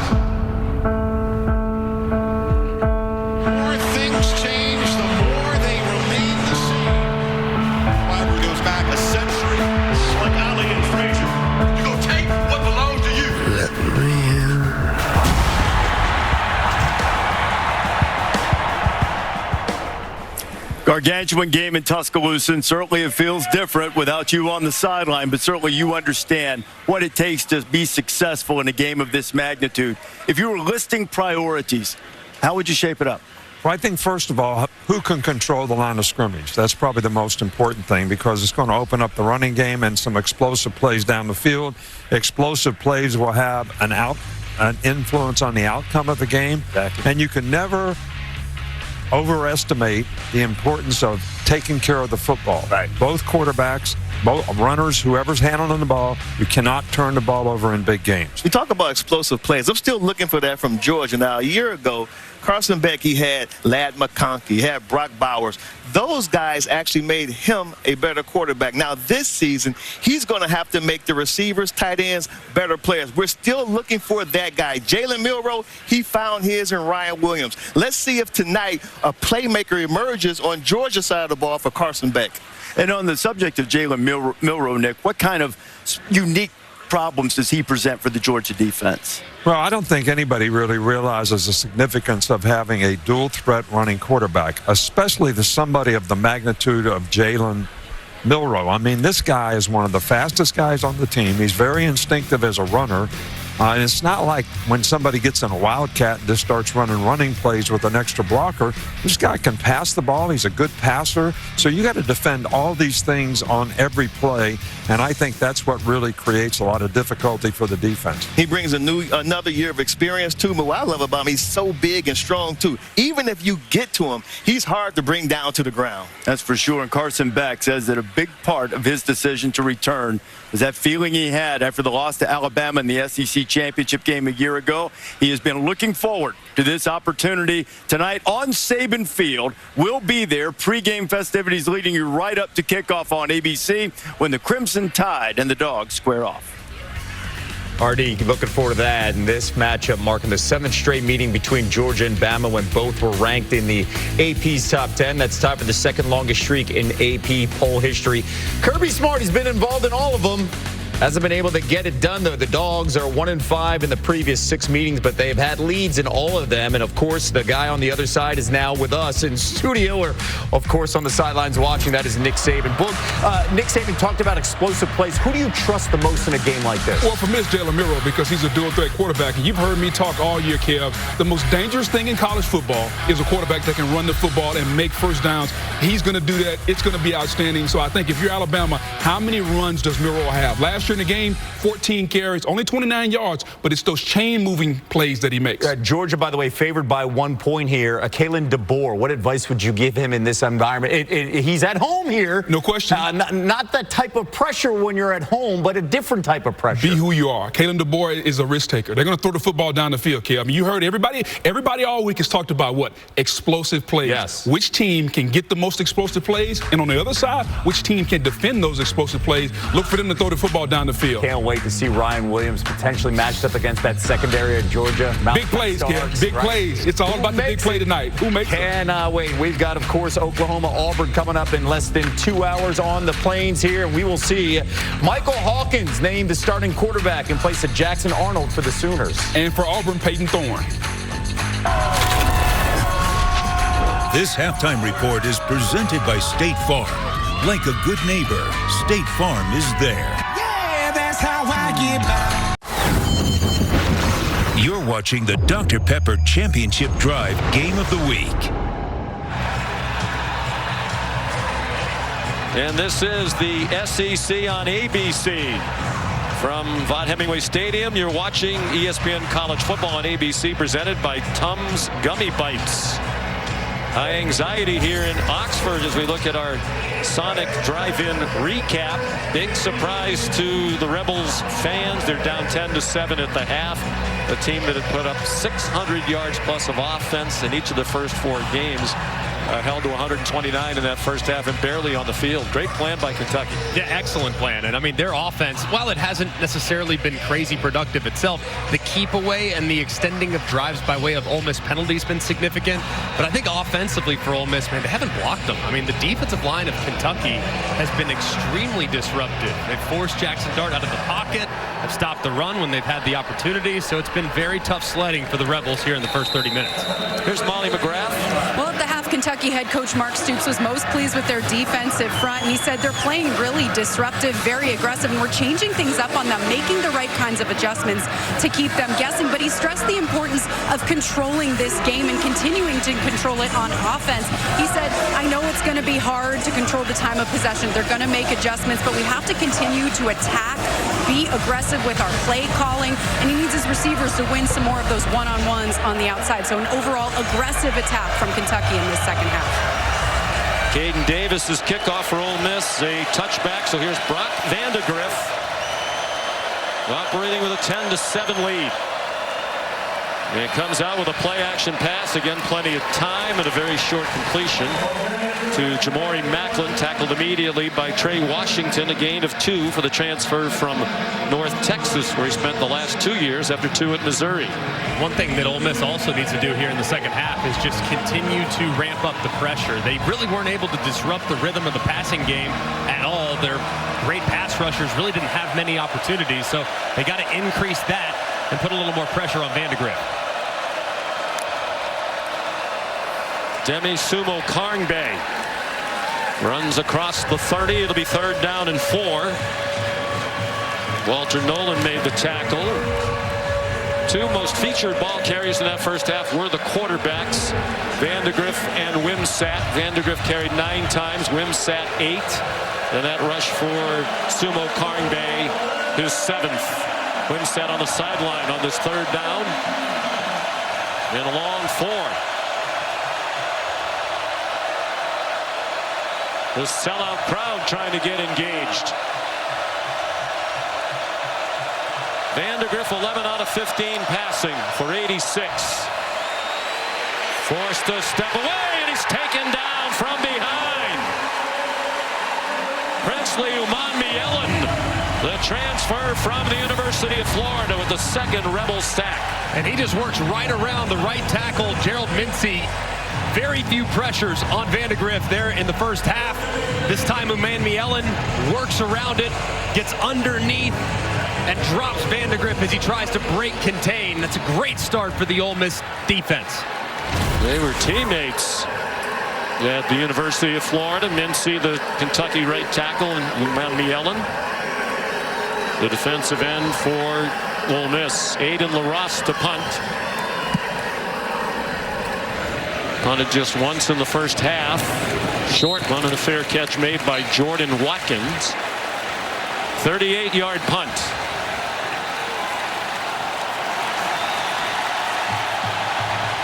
And a lot of the fans on their feet as Ole Miss takes the field.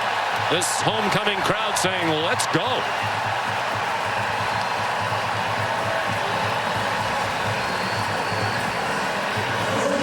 They had 83 yards on the first drive.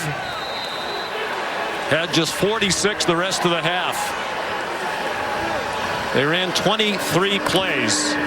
The fewest in a first half ever under Lane Kiffin here at Ole Miss.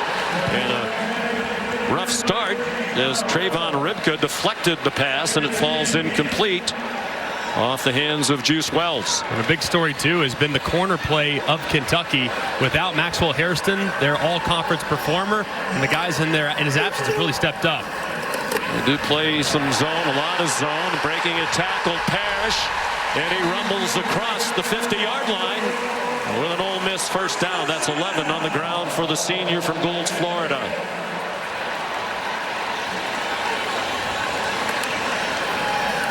They get to the line quickly.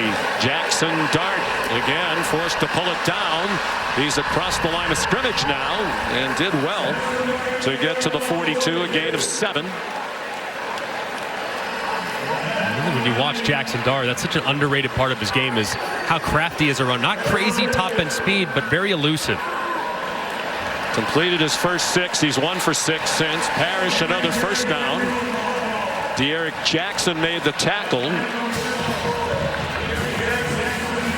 They get to the line very quickly. Harris could not break a tackle on the near side. Good stop by J.Q. Hardaway, a transfer from Cincinnati, where he played 1 year. And this is where it's incredibly difficult on the opposing defense. You're on the right hash away from your sideline. You don't have any time to substitute. So these defensive linemen are playing 6 or 7 consecutive snaps. Parrish through a big hole. Might might be a tired defense. First down. Ole Miss at the 17-yard line. And Brad White's defense has a player down. It's Trayvon Ribka. And you see this a lot when a team goes quickly, not questioning whether or not he's injured, but perhaps we are. Timeout. Another great day in the Grove, once called by the Sporting News the Holy Grail of tailgating sites. Homecoming weekend here on the campus of Ole Miss. Their team down 10-7, but driving on its first possession of the second half. Henry Parrish Jr. for a 2-yard gain. They've averaged a snap on offense coming into today every 22 seconds. 6th fastest in college football. And trying to speed it up here, getting a rhythm to start this second half. Shea Harris the catch. Charlie Weiss Jr. and Lane Kiffin says the coach to quarterback helmet communication really helps get the plays in even faster. And they can talk to the Dart just about up to the snap because the clock goes to 15 before they shut the mic off, and they almost never get under 15 on the play clock. Dart dropped by Jamon Dumas-Johnson. A big third down stop, and Ole Miss is going to send the field goal team out. And this is a great job by Dumas-Johnson and number 14, Ty Bryant. Eyes in the backfield the whole way, anticipating quarterback draw. The second Jackson Dart moves to the outside, they converge. Just an outstanding call there by Brad White and a great play by his defenders.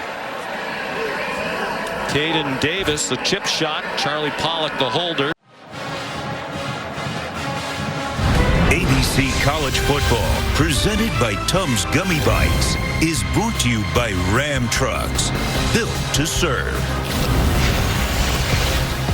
Kevin Nagani in studio, AT&T, keeping fans connected. Let's take a look at our multi-view, which is showcasing a bunch of great games across all of our networks right now. Big 12 feels wide open next to Utah. Kansas State in control at home. How about Navy off to a 3-0 start and beating UAB 31-3 over on ESPN2? Back to Sean, Greg, and Molly.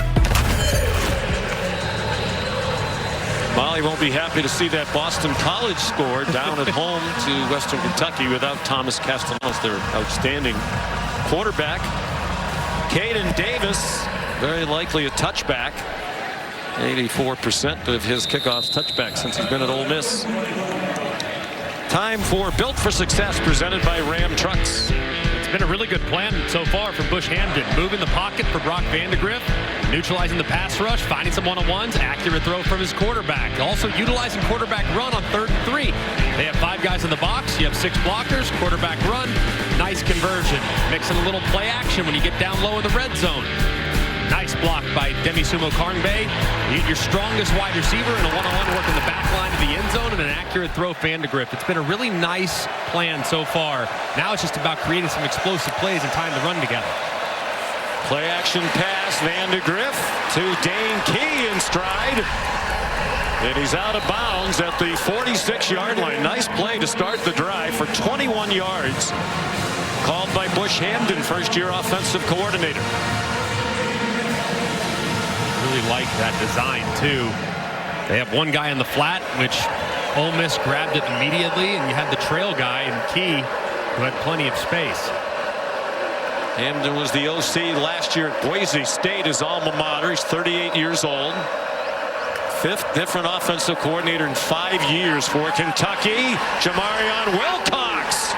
Tough run. He delivered a hit at the end of the run as he collided with T.J. Daugherty and John Saunders. And a great job by the left side of the offensive line here, in particular the left guard, number 73, Dylan Ray, who pancakes Walter Nolan trying to work to the outside, drops him, and it's a nice cutback by Wilcox, who's just so quick through the hole. Dylan Ray playing left guard today. They were hoping to get Jagger Burton back, who's been their starter the last couple of years. He's been out the last couple of weeks. Wilcox just inside the 35 for a gain of 2. Wilcox, too, is a guy that they're going to continue to give more to. Demisumo Karngbe is excellent, but he's not the home run hitter. Coming into today, Jamarion Wilcox had just 19 carries, and 5 of those carries went for 10-plus yards. So he's got that home run hitting potential, so you can expect the young player to continue to get more and more as the season progresses. Their long run for the entire season is 24 yards. They just don't have a home run hitter. They are hoping Wilcox will become that. Sumo Karngbe back in, fakes everywhere. That took too long, and Vandegrift is dumped. Jared Ivey, the 3rd sack of the day for Ole Miss, and a big one.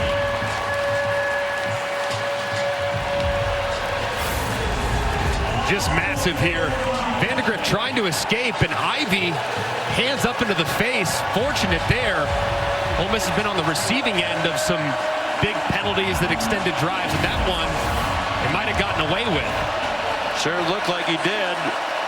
Matt Austin nodding his head. He thought they got away with one there. 10-yard sack. Probably a little too tricky for their own good. And now it's taken them out of field goal range. Vandegrift gets him back into field goal range. Key broke a tackle, but could not get away from Trey Washington. It is close enough to make it decision time for Mark Stoops, but in a low-scoring game with an excellent kicker, he's going to send the field goal team on, or is he? Yes, he is. 15 yards on the last play to Key. So here's Rayner. 1 for 1 today. 2nd among all active FBS players in points, behind Jonah Dalmas of Boise State. 5th year as a kicker, 3 at Georgia Southern, and 2 here at Kentucky. That's a 48-yarder. He's made 14 in a row back to last year. And Kentucky leads again. 6.5 to go, 3rd quarter, 13-10 Cats.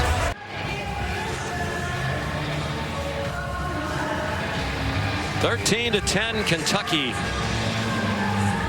6:31 to go, 3rd quarter here in Oxford, Mississippi.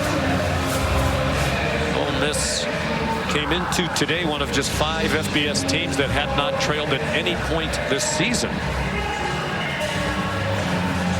Army, Indiana, Tennessee, and Texas the others. They're behind now as they were at halftime. Kickoff by Aiden LaRosse is a touchback. Friends, we hope you'll help people affected by Hurricane Helene. Donate at redcross.org/ESPN to help the Red Cross respond and help people recover. Another massive and extremely powerful hurricane. And we certainly are thinking about our friends in the southeast who have had their lives disrupted. Loss of life, unfortunately, again. These hurricanes get more and more powerful. Jackson Dart out wide to Trey Harris. J.Q. Hardaway made the tackle after a 6-yard gain. They've done a pretty good job on Harris today, especially on those little hitch routes. I mean, that's one missed tackle, and he could be out the gate. They've held him in check for the most part. He has 82 yards receiving on 7 catches. 39 of those were on 1 play early. Henry Parrish Jr. for the Ole Miss first down, a gain of 6 to the 37. This appear here early in the second half. This offensive line for Ole Miss is doing a better job of creating some movement in the run game. To Ryan Nichols back on the field in the secondary for Kentucky. Molly reported earlier he left to have a shoulder looked at. On first down, Dart, man open, a defender slipped. Trey Harris, big play. All the way to the Kentucky 24-yard line. A gain of 39, 20 of it after the catch. And credit to the offensive line. This route took a while. A little bit of a post corner, slightly dips inside, breaks it out. Defender slips at a big play. J.Q. Hardaway, who slipped. Parrish tackled by Hardaway. And Parrish is going back down, started to get up. Looked like he was hobbling a play or two ago. I hope he's okay. I mean, he's been so good for them. And that's one position, Greg, where they don't have a lot of depth His backup is Matt Jones, a former walk-on, who's done a nice job, but he's not the talent that Parrish is. Coming into this game, I mean, only 2 players in college football had more big plays than Henry Parrish in the run game. Takes a big shot a couple plays ago. Gets up just a little bit gingerly on that left leg. But with the tempo emphasis for Ole Miss, it's hard for them to get a substitution because they want to keep the defenders on the field as well. So if the second Parrish comes out, that would allow Kentucky to substitute as well, which would disrupt the rhythm of the offense. Luckily, he's off on his own power, and hopefully he'll be able to return here soon. Well, Matt Jones comes in, the former walk-on, now on scholarship. He's 5'7", but powerfully put together, 200 pounds. Dart, Harris, immediate contact, and the ball's out. But Harris ruled down. Just a 2-yard gain. And another Ole Miss Rebel slow to get up. It's Micah Pettis, the right tackle. That ball's sliding out. That's a fumble. That ball is definitely moving, and I mean, did he secure the catch to him? And the contact was immediate, so a lot of things to look at here, but that ball is definitely moving before he goes to the ground. It's just a matter of whether or not he secured it before that, because this could be an incomplete pass, but you also see clear recovery. So if this is a fumble, it's Kentucky football. There. He's and I'm with you. I think he's able to catch that ball, bring it into his belly, and that ball is moving. But does he ever secure it? Does he ever establish himself? Does he have firm control? That's the big thing that they got to look at. And let's ask Matt Austin what he thinks. Matt? He definitely has firm control. Originally, he's got a body part down. Does he meet the time factor?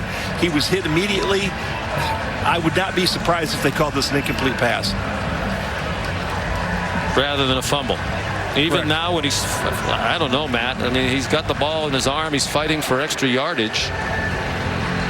This is another one, though, catch, no catch, which is it is gray area a little bit in some catch, no catch. And this is great play there by the defender, and hits him immediately, and just how quickly that contact was initiated. But right there, to me, looks like he definitely secures it. Yeah, looking at it in real time, the action that he makes when he tries to jump does show that he does have firm control and can make a football move. And then the ball comes out. Yes, it's definitely, that ball definitely comes out. So you think fumble? After watching it again in real speed, I do like catch and fumble. If so, what a massive play for Kentucky, who was a bit on their heels defensively. But I agree with you, Matt. I mean, I think there was enough in that live speed. Looked like he secured it, brought it into his chest, and then the ball was dislodged. Mark Stoops all smiles at the moment. They showed a couple replays on the big screen here, and you could hear the crowd ooh and ah as if they have the feeling this is going to be the first turnover of the game.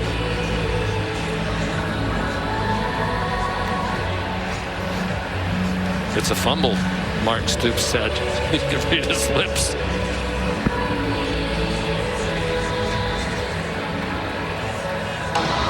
After video review, the ruling is a catch with a fumble recovered by the defense at the 18-yard line. First down. I think they got that right. It's the first takeaway of the game, first turnover for either side. Noah Matthews recovered the fumble. J.Q. Hardaway has been a nice player today, junior from Columbus, Georgia, called upon perhaps to do more in the absence of Maxwell Hairston. I mean, won a big battle there in fall camp to see who was going to start opposite Hairston, and man, that was as big a play as he's made all season, just enormous. So first down, Kentucky leading 13-10. Play action pass, well protected again, and Vandegrift is on target. Barryon Brown the catch. 19 yards. Third catch of the day for Brown. He's been a little quiet so far today, but he always is a threat to take the top off the defense. Tremendous top end speed, deep play threat. That time he sits it down for a nice conversion.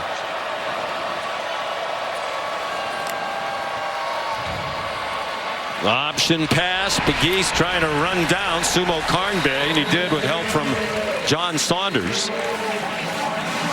Well, the pass protection so much better than we've seen from Kentucky, particularly against South Carolina with those great defensive ends.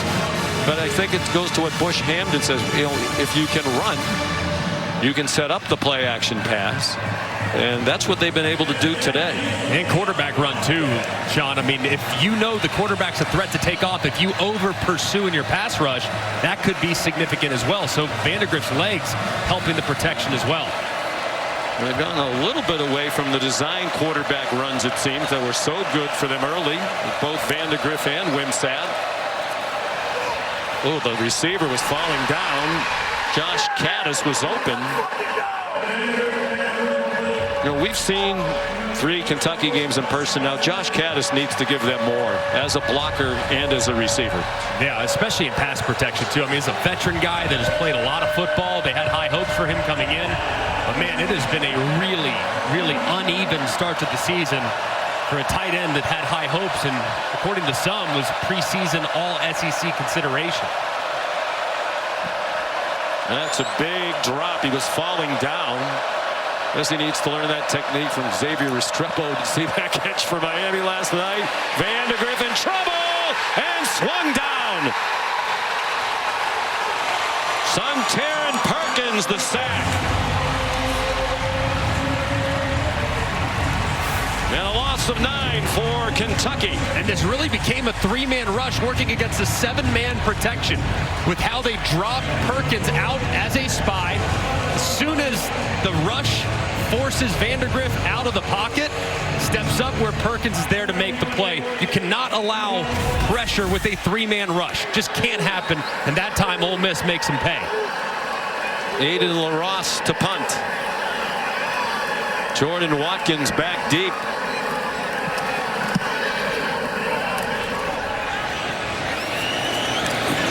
Returnable from the 36.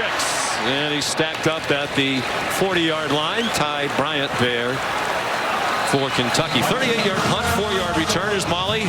Well, Sean, you saw running back Henry Parrish hobble off with a lower body injury. He had his left ankle heavily taped, gave teammates a thumbs up. I'm told he's good to go. Right tackle Micah Pettis also injured, went into the tent, left with a noticeable limp. I'm told he will play, but he's moving very gingerly, guys.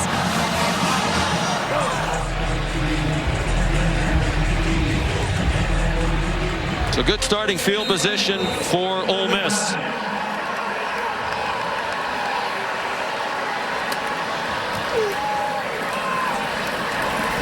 Matt Jones, Parrish's backup, had some mid-major offers out of high school in Jackson, Mississippi. He said, I bet on myself. I walked on at Ole Miss, and it worked out. He's earned a scholarship. He got 4 on first down. Jackson Dart after the play fake. Checks it down to Jones. He bounces off a hit and has the first down. 7 yards to Jones. Man, how about the run there, too, by Jones, lowering his shoulder, fighting through contact, and picking up a first down. Minute and a half to go, third quarter. Ole Miss down 13-10. They came in as about a 17-point favorite for Coach Kiffin. This is such a tough spot for the defense, too. You have right hash, so you're far away from your own sideline. Can't get a substitution. Ole Miss won't substitute. They'll do whatever they have to do to keep it on this side of the field so Kentucky can't get fresh players on. Yeah, some hands on hips up front. They tried to send a blitz. Harris spinning around, couldn't catch it. With the ball coming over his head, and DJ Waller in coverage. Incompletion allows a couple fresh bodies to come on. Keyshawn Silver goes off because they substituted the Rebels. They have to have time to substitute to the Wildcats. And Deion Walker took his time getting off. They're just 1 out of 5 on third down today. They need 5 here. Henry Parrish back on the field.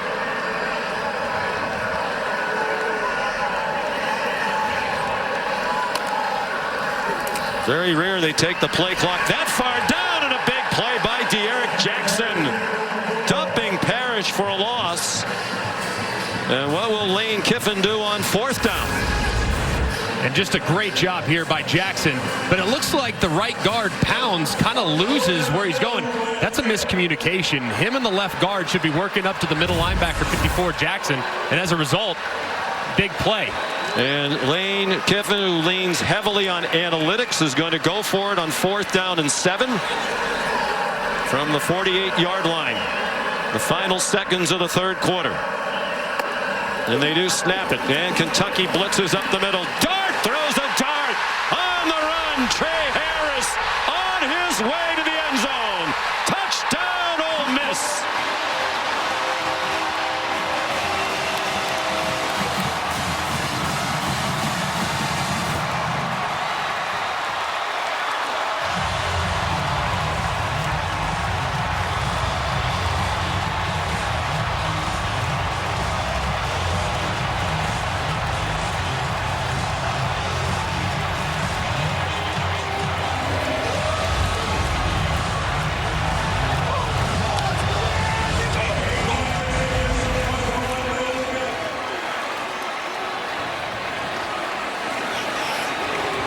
Ole Miss back on top. Here's a big extra point to give them a 4-point lead.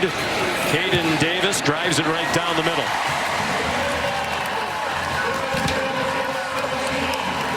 An outstanding execution by Ole Miss. Kentucky opts for pressure. Their running back, Henry Parrish, goes right up and stones the pressure.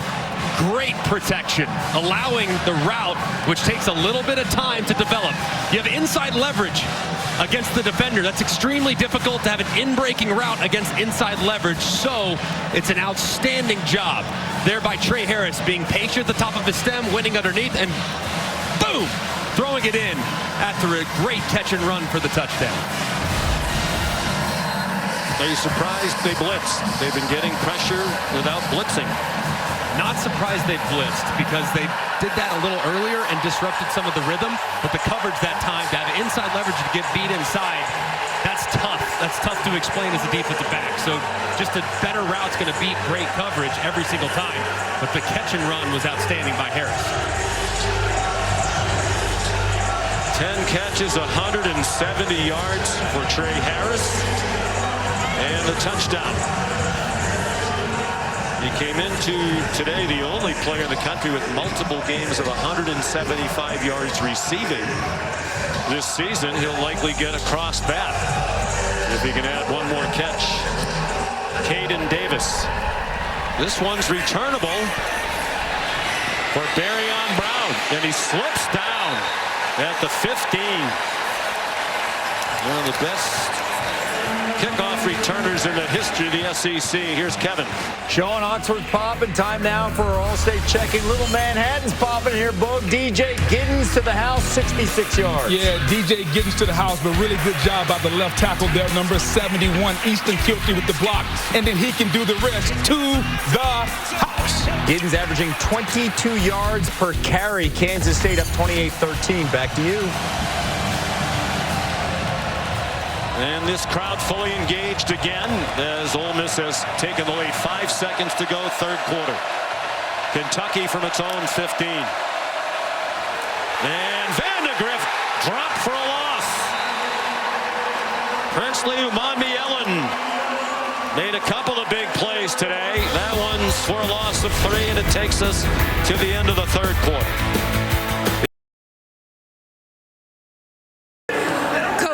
Touchdown on 4th and 7 gave your team and this stadium some life. How do you hold on to that momentum in the 4th quarter? The players came through, and that was good momentum there, because we went down to the red zone twice, got a field goal and then a turnover. So it's good our defense got to stop. Momentum's changing. Now we got to finish these guys off. All right, thanks, Coach. All right, let's go.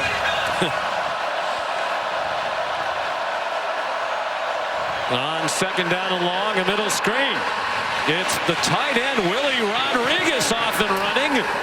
And a 1st down that quiets this crowd out to the 38-yard line. That's the first career catch for the freshman from Taylor Mill, Kentucky.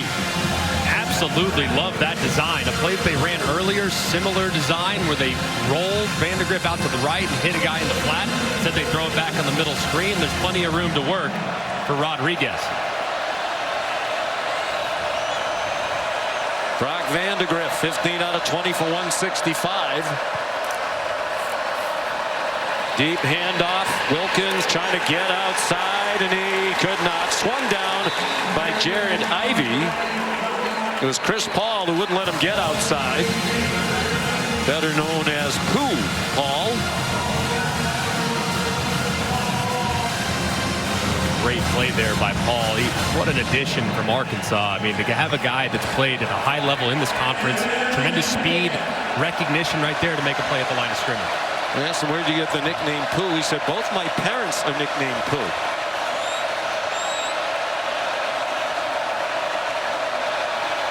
And they both had that nickname before they knew each other. Vandegrift, flush from the pocket. Crowd thought Nolan was held. They might have a point.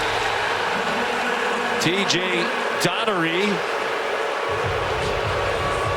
put a hit on.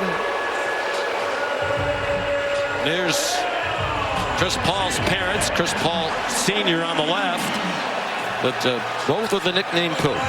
There is a flag down now. What a nice young man they raised. And Pete Golding, the defense coordinator, was raised. This is the SEC on ABC. And it's the Dr. Pepper Championship Drive game of the week from Vaught Hemingway Stadium in Oxford, Mississippi. Capacity crowd of more than 64,000 here on homecoming. It's been a fight all day long. Ole Miss more than a 2-touchdown favorite, leading by 4. Henry Parrish did run off the field under his own power. Matt Jones, the ball carrier for no gain. Jamon Dumas Johnson, the transfer from Georgia, made the stop. Just a massive third down here for Kentucky's defense. Last time in a get off the field situation, they decided to bring pressure. This time I'd imagine coverage because of the catch and run just given up by Brad White's defense. 4 pass attempts for Dart against the blitz. No blitz here. Out in the flat. Caden Lee, and a huge tackle by Jordan Lovett to stop Lee short of the first down. And now will Lane Kiffin go for a 4th down? No, he won't. He said it really, he goes by the analytics book. Joe Judge, who's a new member of his staff, the former Giants head coach, is an analytics expert. And he tells Lane, go or don't go. Yeah, and I think in this situation, too, given the way their defense has played in the second half, I think it's the right call. Play the field position game and see if you can maintain that defensive momentum. Fraser was in the punt. Fair catch made by Jamori Macklin. You know, Lane Kiffin says he knows when the new set of downs starts what the parameters are in 4th down. When the series starts, Joe Judge will tell him 3 or less, 4th and 3 or less, go for it. If it's more than 3, you don't go for it. So he's really made that decision before the series even starts. Right. That set of downs. And there is that difficult thing for analytics to weigh in too, is the momentum in the game. But I mean, I think at times analytics would almost always lean to you being more aggressive. And this time he decides to be slightly more conservative. I think it's the right call. And me too. With the lead, with this Kentucky offense that cannot get yards in big chunks, make them drive the length of the field. TJ Dottery made the tackle on Demi Sumo Karngbe. Dottery transferred from Clemson. Important communicator on that defense. And Pete Golding said last year, a lot of mistakes. They were learning of the defense. The communication wasn't great. Dottery's helped that coming over from Clemson. Where he was TJ Dudley. He's changed to Dottery, his dad's name.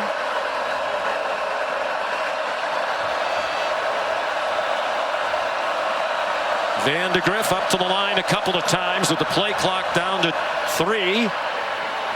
He wound up calling his own number, and he powered ahead to the 17-yard line.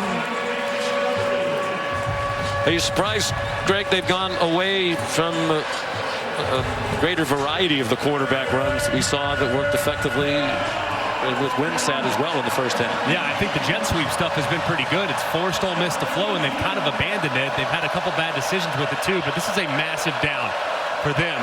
After Lane Kiffin opts to punt it away, to go 3 and out would be significant. Vandegrift throws, caught in traffic. Fred Ferrier, the transfer from UAB, with the defender right on him. Good for a 12-yard gain. Yeah, man coverage by Ole Miss, and really a nice route and great ball placement, too, by Vandegrift. I mean, the coverage is tight, a little bit of a wobbler, but Ferrier is able to climb the ladder and make a play. That is excellent conversion against tight coverage.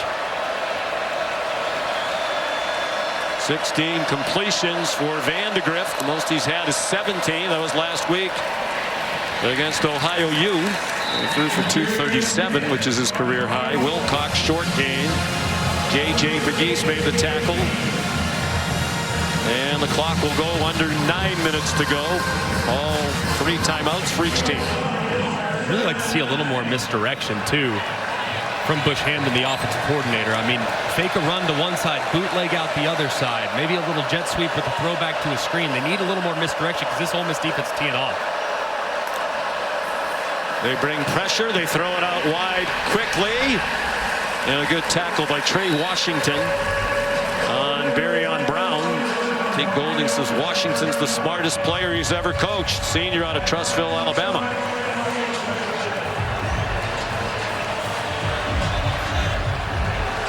Go-to guy on third down really all season long for Ole Miss has been number 6, Dane Key. I mean, I think you got to look in his direction. You've got some man coverage.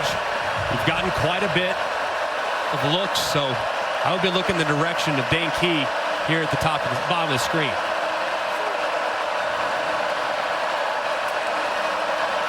Vandegrift looks that way. Has to roll away from the rush. Has some green grass and has a first down. Well, the coaches described him as a baller at the beginning of the year, and he has certainly lived up to that description. A 9-yard gain. And good recognition here, too, by Brock Vandegrift. Ole Miss goes for cover 2 man with 2 high safeties, man coverage underneath. And what beats cover 2 man is quarterback run. He recognizes it, and he told us a couple weeks ago, he said, hey, I need to start sliding. I need to be better about that. But on third downs and possible touchdowns, I'm going with my head down. And he picks up a big conversion. Princely Umanmielen, the injured Ole Miss defender.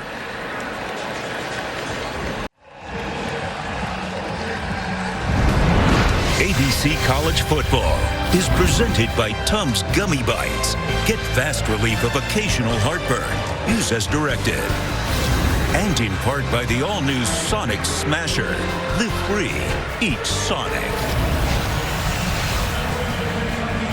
It's the SEC on ABC, and a good one.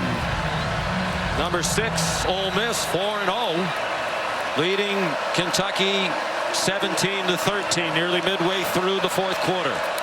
1st and 10 Cats from their own 42. Vandegrift running out of time, and it is incomplete, out of bounds. Intended for Jamori Macklin, cousin of Jeremy Macklin, the All-American receiver in Missouri, who played in the NFL. He's been pretty good for him, too, especially on third down this year. But it's a really good job there. Tried to take a shot, and Ole Miss playing very disciplined in the back end and staying over the top of the deepest receiver. The rush yardage total low because the sacks come off the rushing yards for the quarterback. 2nd and 10, man wide open, but the ball got deflected and it's incomplete. Jordan Dingle, the tight end, was open in the middle of the field, but the pass was deflected by Jamarius Brown.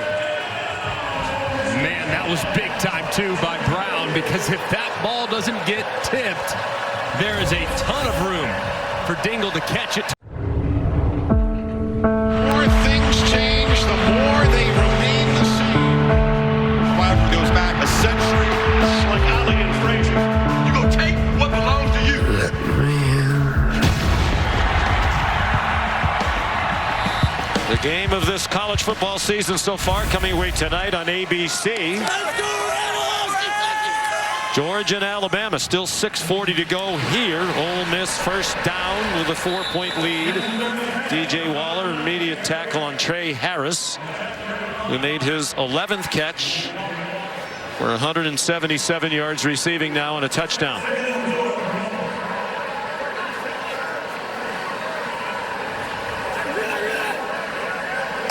Henry Parrish Jr., the running back. Didn't have anywhere to go inside. He couldn't get outside either. Well played by Ty Bryant up from the safety spot. And here's a big 3rd down and 3 for the Rebels. Big call right here for Brad White, the defensive coordinator. Usually here, 3rd and short, 3rd and medium, you see a lot of zone coverage. They anticipate guys getting to the sticks, turning around and throwing it right to them. So see if they drop in zone coverage against this front. J.J. Pegues is lined up as the running back. And I think Lane Kiffin's going to use the timeout. It's one of the very few times they let the play clock get under 15 seconds. Timeout. Ole Miss there first. It'll be 30 seconds.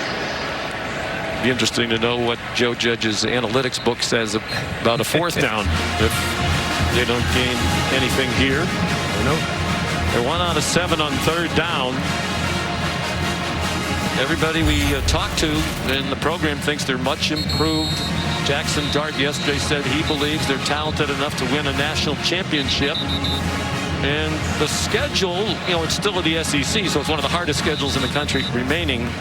But they don't play some of the iron of the SEC. They don't play number 1 Texas or Alabama or Tennessee, all in the top 5. They don't play Missouri or A&M.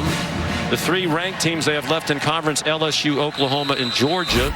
2 of the 3 of those come here to Vaught-Hemingway. Yeah, and really I think it's the next 2 weeks we're going to learn all we need to know about what they have. Obviously, physical team they're playing today, but the athleticism of South Carolina and the offense they'll have to play against in LSU in a couple weeks. 3rd down and 3. They fake the pitch out wide, and Dart is stopped short.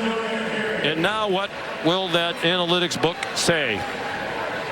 About 4th and 2 right now. Lane on 4th and 3 a moment ago decided to punt. I would anticipate much of the same. The defense has been outstanding for them so far today.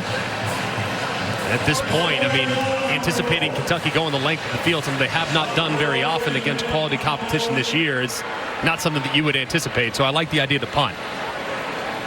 The 5th of the day for Mazin, who had punted a total of 4 times in the first 4 games. Jamori Macklin back deep. And he signals a fair catch and makes it at the 17-yard line. Kevin Nagandi, it's yours. Sean, I want to remind our audience coming up here on ABC, number 21 Oklahoma coming off their first loss, an SEC loss to Tennessee. Now their first road game in the conference, taking on Auburn on the Plains. And over on the SEC network, no Quinn Ewers today for number 1 Texas. Arch Manning making his 2nd career start. That game against Mississippi State, that is 67 minutes away. And also over on ESPN, Le'Veon Moss, number 24 Texas A&M, hosting Arkansas. That game over on ESPN, and that's 30 minutes away. Back to you, Sean. Well, why would you get out of your favorite comfortable chair today? Just stay right where you are, right through the Georgia-Alabama game tonight. Unless it's to go to the fridge, there's absolutely no reason to move. Under 5 minutes to go. Vandegrift, quick pass, broken up. Trying to get the slant to Dane Key. And it was Trey Amos in coverage. And, wow. Yeah, he was hobbling around for a minute and looking toward the sideline, and then he goes down. And again, you never want to question whether an injury is legitimate or not. But it just happens with such frequency now that it invites the speculation. He's been all over the place today, too, and he's had a pretty big responsibility. Normally plays the right side there against the offense, but has today been tasked with kind of following Dane Key around. And while it didn't work out very well for them in the early going, he got flagged a couple times. He has responded here in the second half with a much cleaner performance, and as a result, Dane Key's productivity here in the final 25 minutes really hasn't been very impactful. Walking off, not gingerly, Well, Pete Golding said yesterday, he's their best corner. He can play one side of the field. They rotate typically at the other corner with Brandon Turnage and Isaiah Hamilton.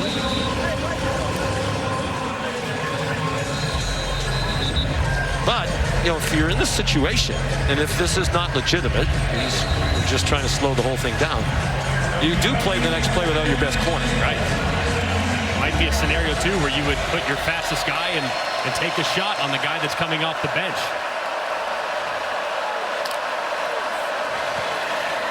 Van de Griff.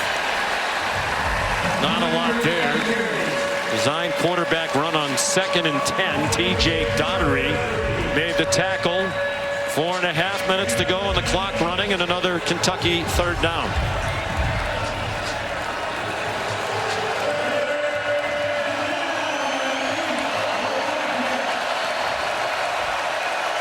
Demi Sumo Carnbay, the running back.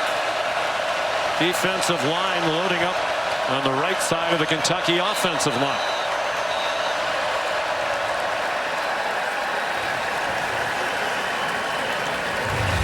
Ole Miss was in a very similar look to what they've actually sacked Van de Griff on multiple times. 3 down defensive linemen with number 4 Perkins lined up right over the guard in a spy position. It's gotten them twice. 2 sacks so far for Perkins, and that time looked like they might be looking at a 3rd sack, so wisely calling a timeout on a critical down and distance for Mark Stoops' offense. Well, they do have some talented pass rushers on that Ole Miss side. Umanmi Ellen been a going concern. Perkins was really kind of the 3rd rusher. Jared Ivey is a tremendous player. In fact, it was Ivey the last time these two teams met here 2 years ago, who forced a fumble in the final minute of the game, which Ole Miss recovered to hang on to a 22-19 win over the Wildcats. Amos, not surprisingly, right back on the field on the near side by the numbers. Keep an eye on Perkins, number 4. He's a big problem on 3rd down. Van de Griff throws incomplete. And Fred Ferrier curling toward the ball, and he was open.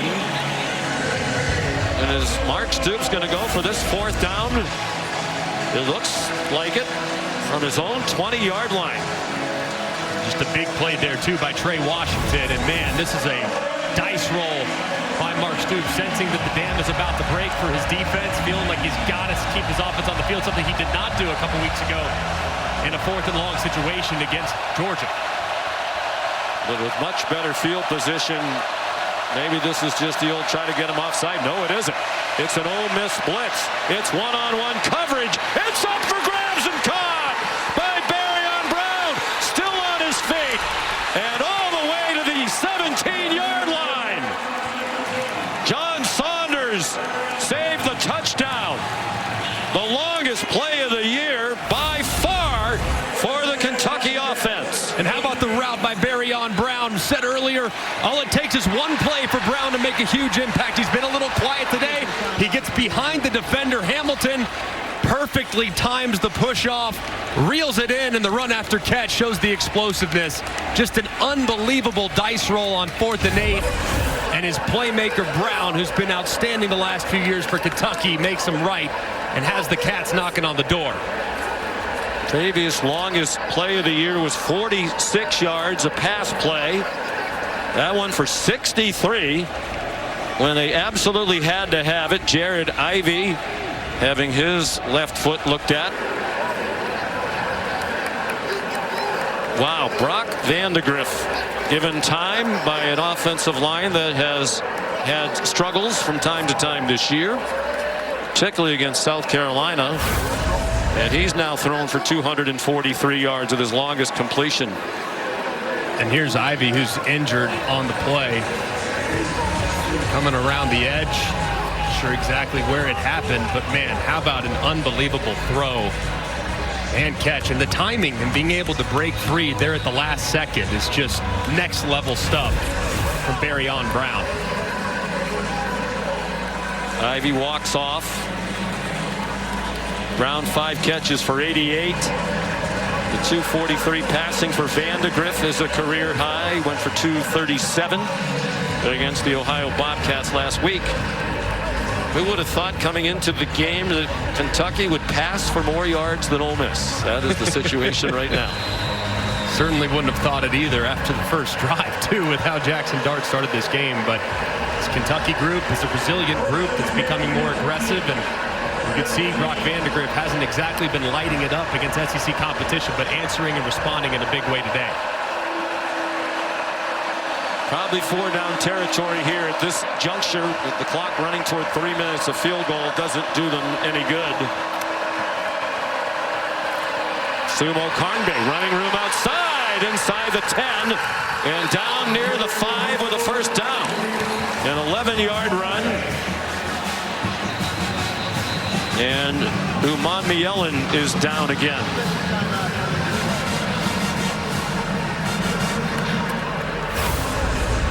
How about this counteraction right here? Just a great job. And Sumo Karnbe sweeping all the way back. Ole Miss defense very aggressive, and they lose contained to the outside. And Sumo Karnbe, not the fastest running back in the world, but has plenty of juice to get to the edge. And it's a really nice first down run for the Wildcat offense. With exactly 3 minutes to go, they'll have first and goal.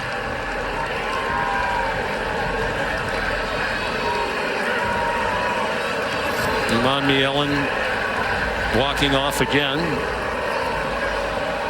with a slight limp. He's been down a couple of times now today.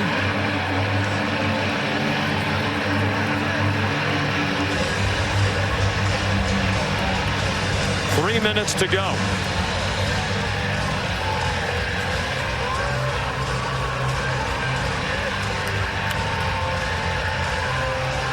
A 2-1 edge in time of possession for Kentucky. They've had the ball for 38 minutes and 14 seconds. Gavin Wimsatt is on the field now. Played a lot in the first half, not as much here. And you saw Vandegrift not in that huddle and already lined up wide to the right as a receiver.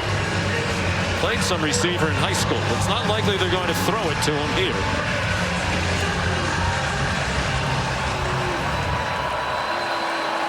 They have Isaiah Hamilton in coverage, single coverage on Vandegrift. Wimsatt keeps it, following Sumo Karnbe, and the ball comes out into the end zone, and it's recovered for a touchdown by Josh Caddis.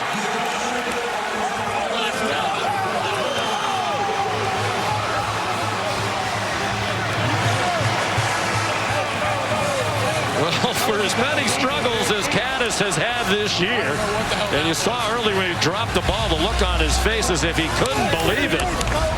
Some good fortune here. Right place, right time. After Wimsatt was stripped of the ball by Trey Washington. And Washington hits that helmet right on the football, and the ball pops up right into the awaiting arms of Josh Caddis. I mean, goodness gracious, the chaos there. The goal line was wild. And just extremely fortunate for Kentucky to have a guy waiting and uncovered to fall forward for pay dirt. When you struggle to score touchdowns, you'll take them any way you can get them. What a drive. Included that huge play on the 4th down. Mark Stoops criticized for being conservative. Not on that drive. They wind up going 83 in 6 plays. And Josh Caddis, the touchdown, as he caught the fumble out of midair and took it in from a yard or 2 out. Just quarterback, little boss sweep with running back out inside. And like we said, I mean, you cannot hit the ball any better to dislodge it if you're Trey Washington, the safety, number 25. And just so unfortunate for Ole Miss to not have a guy there as they look on in agony after the unfortunate bounce in favor of the Cats. Caddis, a junior from Cincinnati, out of Moeller. His dad, Eric, played tight end in Michigan, 7 years in the NFL, mostly with Cincinnati. He has a brother, Justin, on this Kentucky team. What a way to take the lead.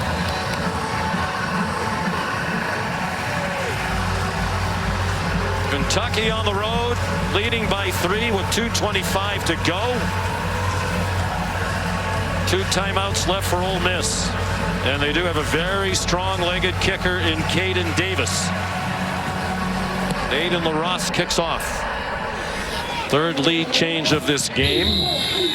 Ole Miss will start from the 25. The WNBA playoffs continue tomorrow. A pair of game 1s in the semifinals on ESPN and ABC. 3 o'clock on ABC, a rematch of last year's final. Las Vegas and New York, and then at 8:30 Connecticut against Minnesota. That's on ESPN. WNBA countdown tips off the game coverage before both games. A great year, best season in the WNBA. 1-34 on the road against top 10 opponents since 1980. That one win was last year. One of the very few highlights of the second half of last season. Jackson Dart, design run, and he's bottled up for a loss. J.J. Weaver, the first man there. A loss of 1. This crowd in silent disbelief.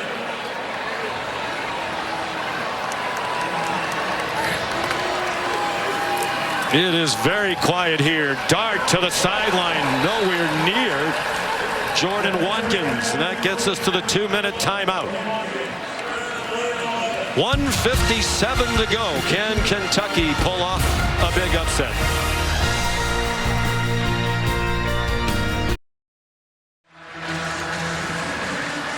Lots of streaks on the line here today. Kentucky has lost the last 6 times they've been to Oxford. Haven't won here since 1978. Ole Miss riding a 7-game win streak back to last year. Only Missouri and Army have longer active winning streaks in FBS football. They've each won 8 in a row. The Rebels have won 10 straight here in Oxford. It's the 5th longest active home winning streak. They're 1 out of 8 on 3rd down, and this is the longest they've faced all day. Dart throws. And is it a catch? Yes. And what a catch by Harris. Dart got it off with a defender right in his face. And ooh. They're going to look at that one, I'm sure, in the replay booth. And now there's a Kentucky defender who is getting medical attention. Octavius Oxendine's had a good game. Generally a backup. The bigger question is this a catch? Because if it's not, it's 4th down and 11. If it is, it's a 1st down. Going to the ground. Does the ball move? Well, it pops back up in the air. Looks right there, like here, that he doesn't nose have either hand on it. Yes, you can see it's moving right there as well. Yeah, I think this is definitely an incomplete pass. He doesn't stick the ball into his hands. It's loose there. He rolls over, touches the ground. That's incomplete. Yeah, still moving all the way through the end, too. So I think this is a big overturn potentially. Certainly looking like it's going to go in that direction, but just the pressure brought by Kentucky forced the low throw, and Harris can't go down there and save it. Right there, pretty clear. I mean, the ball's still moving. The ruling on the field was a catch for a 1st down. The previous plays under video review. We're just starting with that now.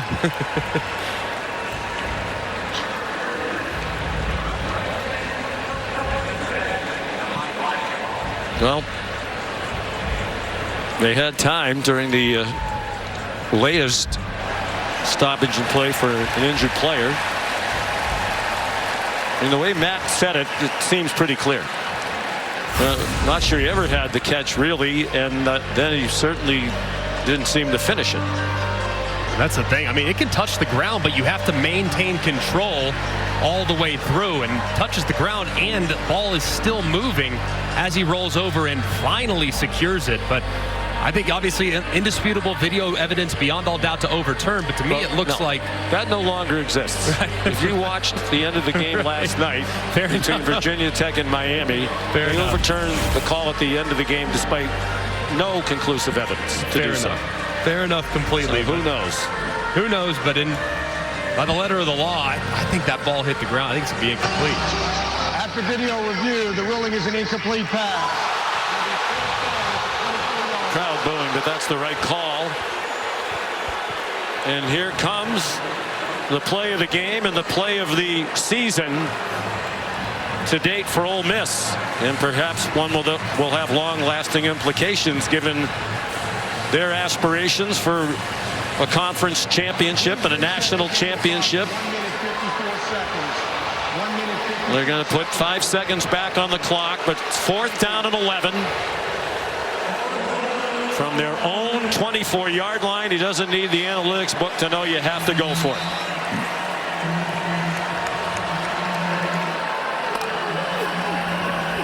Four-man rush. They don't get close to Dart, but he can't find anybody open.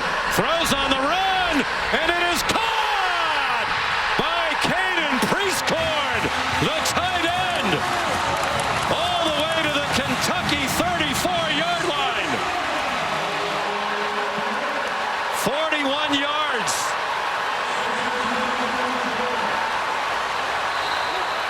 And now they're in field goal range at the very least.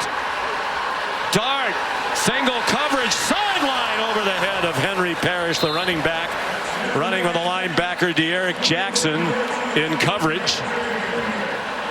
How about the catch by Priestcorn a moment ago? Dart throws up an absolute prayer. It looks like number 4, Christian Story, kind of loses track of the football and also loses track of the wide receiver. But Priestcorn, quiet in the passing game today, goes up and makes the play of the season for the Rebels. Just his 10th catch of the year, his first today. On 2nd and 10, Dart doesn't want to take a sack, get out of field goal range. He gets knocked down back at the 39-yard line by J.J. Weaver.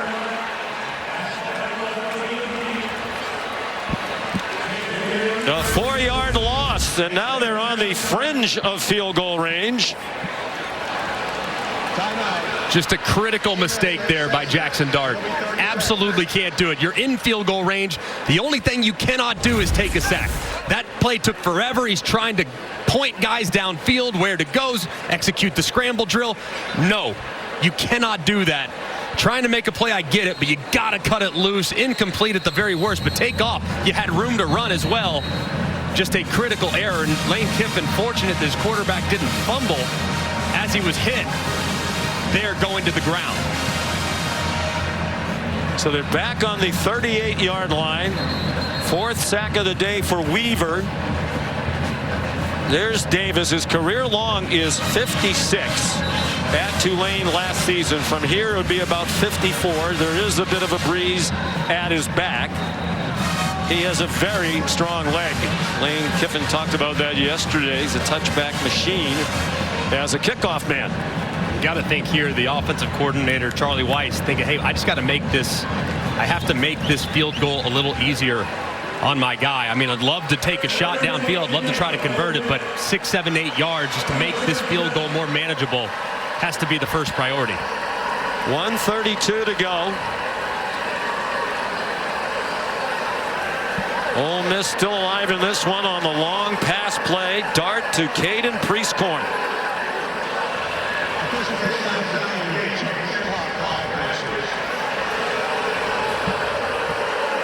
And just when they were about to run 3 plays in a row without anybody needing medical attention.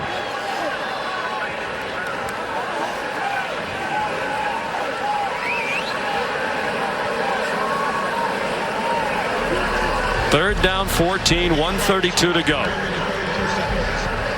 Apparently the time's correct.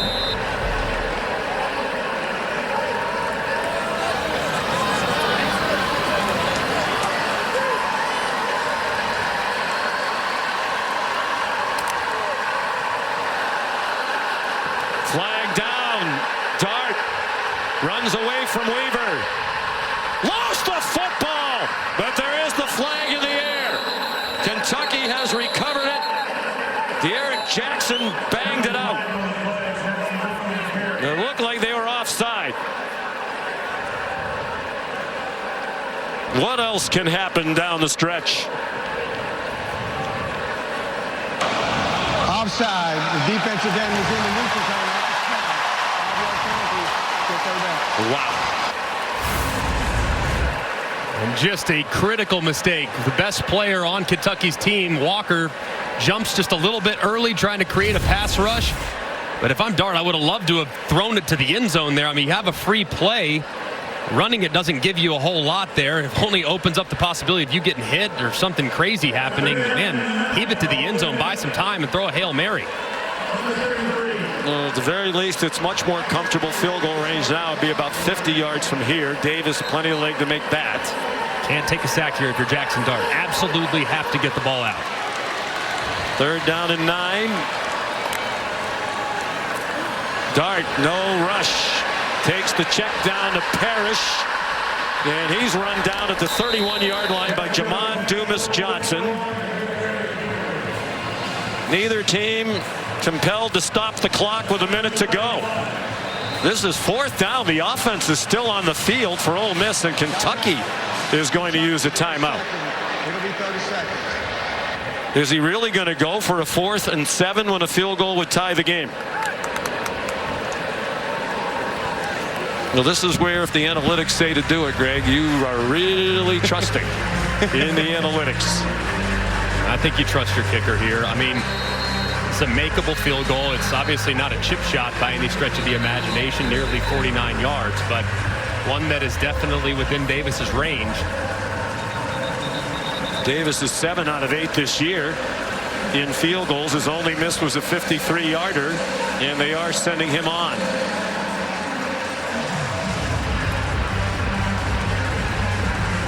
Oh for 1 on a potential game-tying field goal in the final 5 minutes. That's while he was at Texas A&M. It was against App State. He spent 2 years here at Ole Miss after 3 at A&M. 48 yards to tie it. Slight breeze at his back. Charlie Pollock is the holder. Carter Short, the snapper. They do their job. That kick is no good. A low duck hook.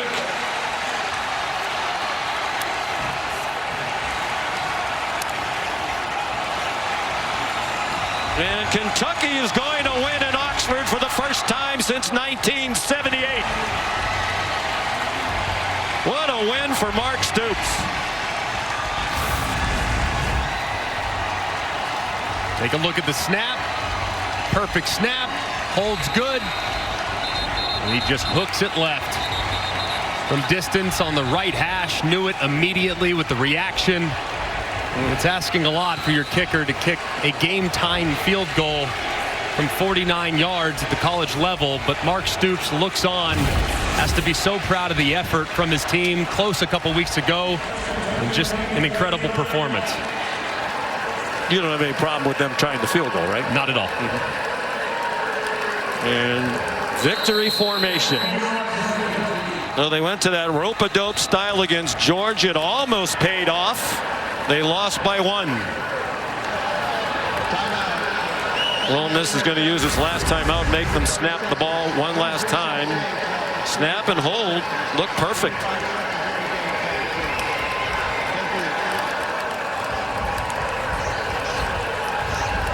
And Lane Kiffin will have to wait another day to earn career win number 100. He doesn't care about that at all. But it's a big loss for a team with aspirations of winning the conference, playing for a national championship. And to lose this home game with, as we said, not the hardest SEC schedule, but a lot of tough games left. They put themselves in a tough spot going forward. Yeah, they did. I mean, this was one that you would not have expected. I mean, with their tempo and the way that they can put pressure on the opposing defense, home field, fresh legs, having played and really crushed everybody.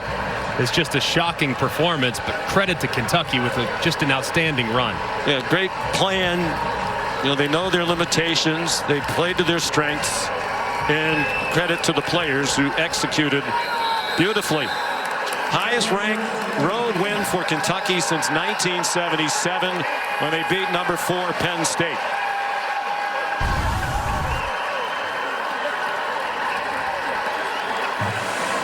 And a shocker to many. But many said, Greg, we'll find out how good Ole Miss is today. Because they played, even by their own admission, a very soft schedule. And Lane Kiffin knew he was in a battle for today.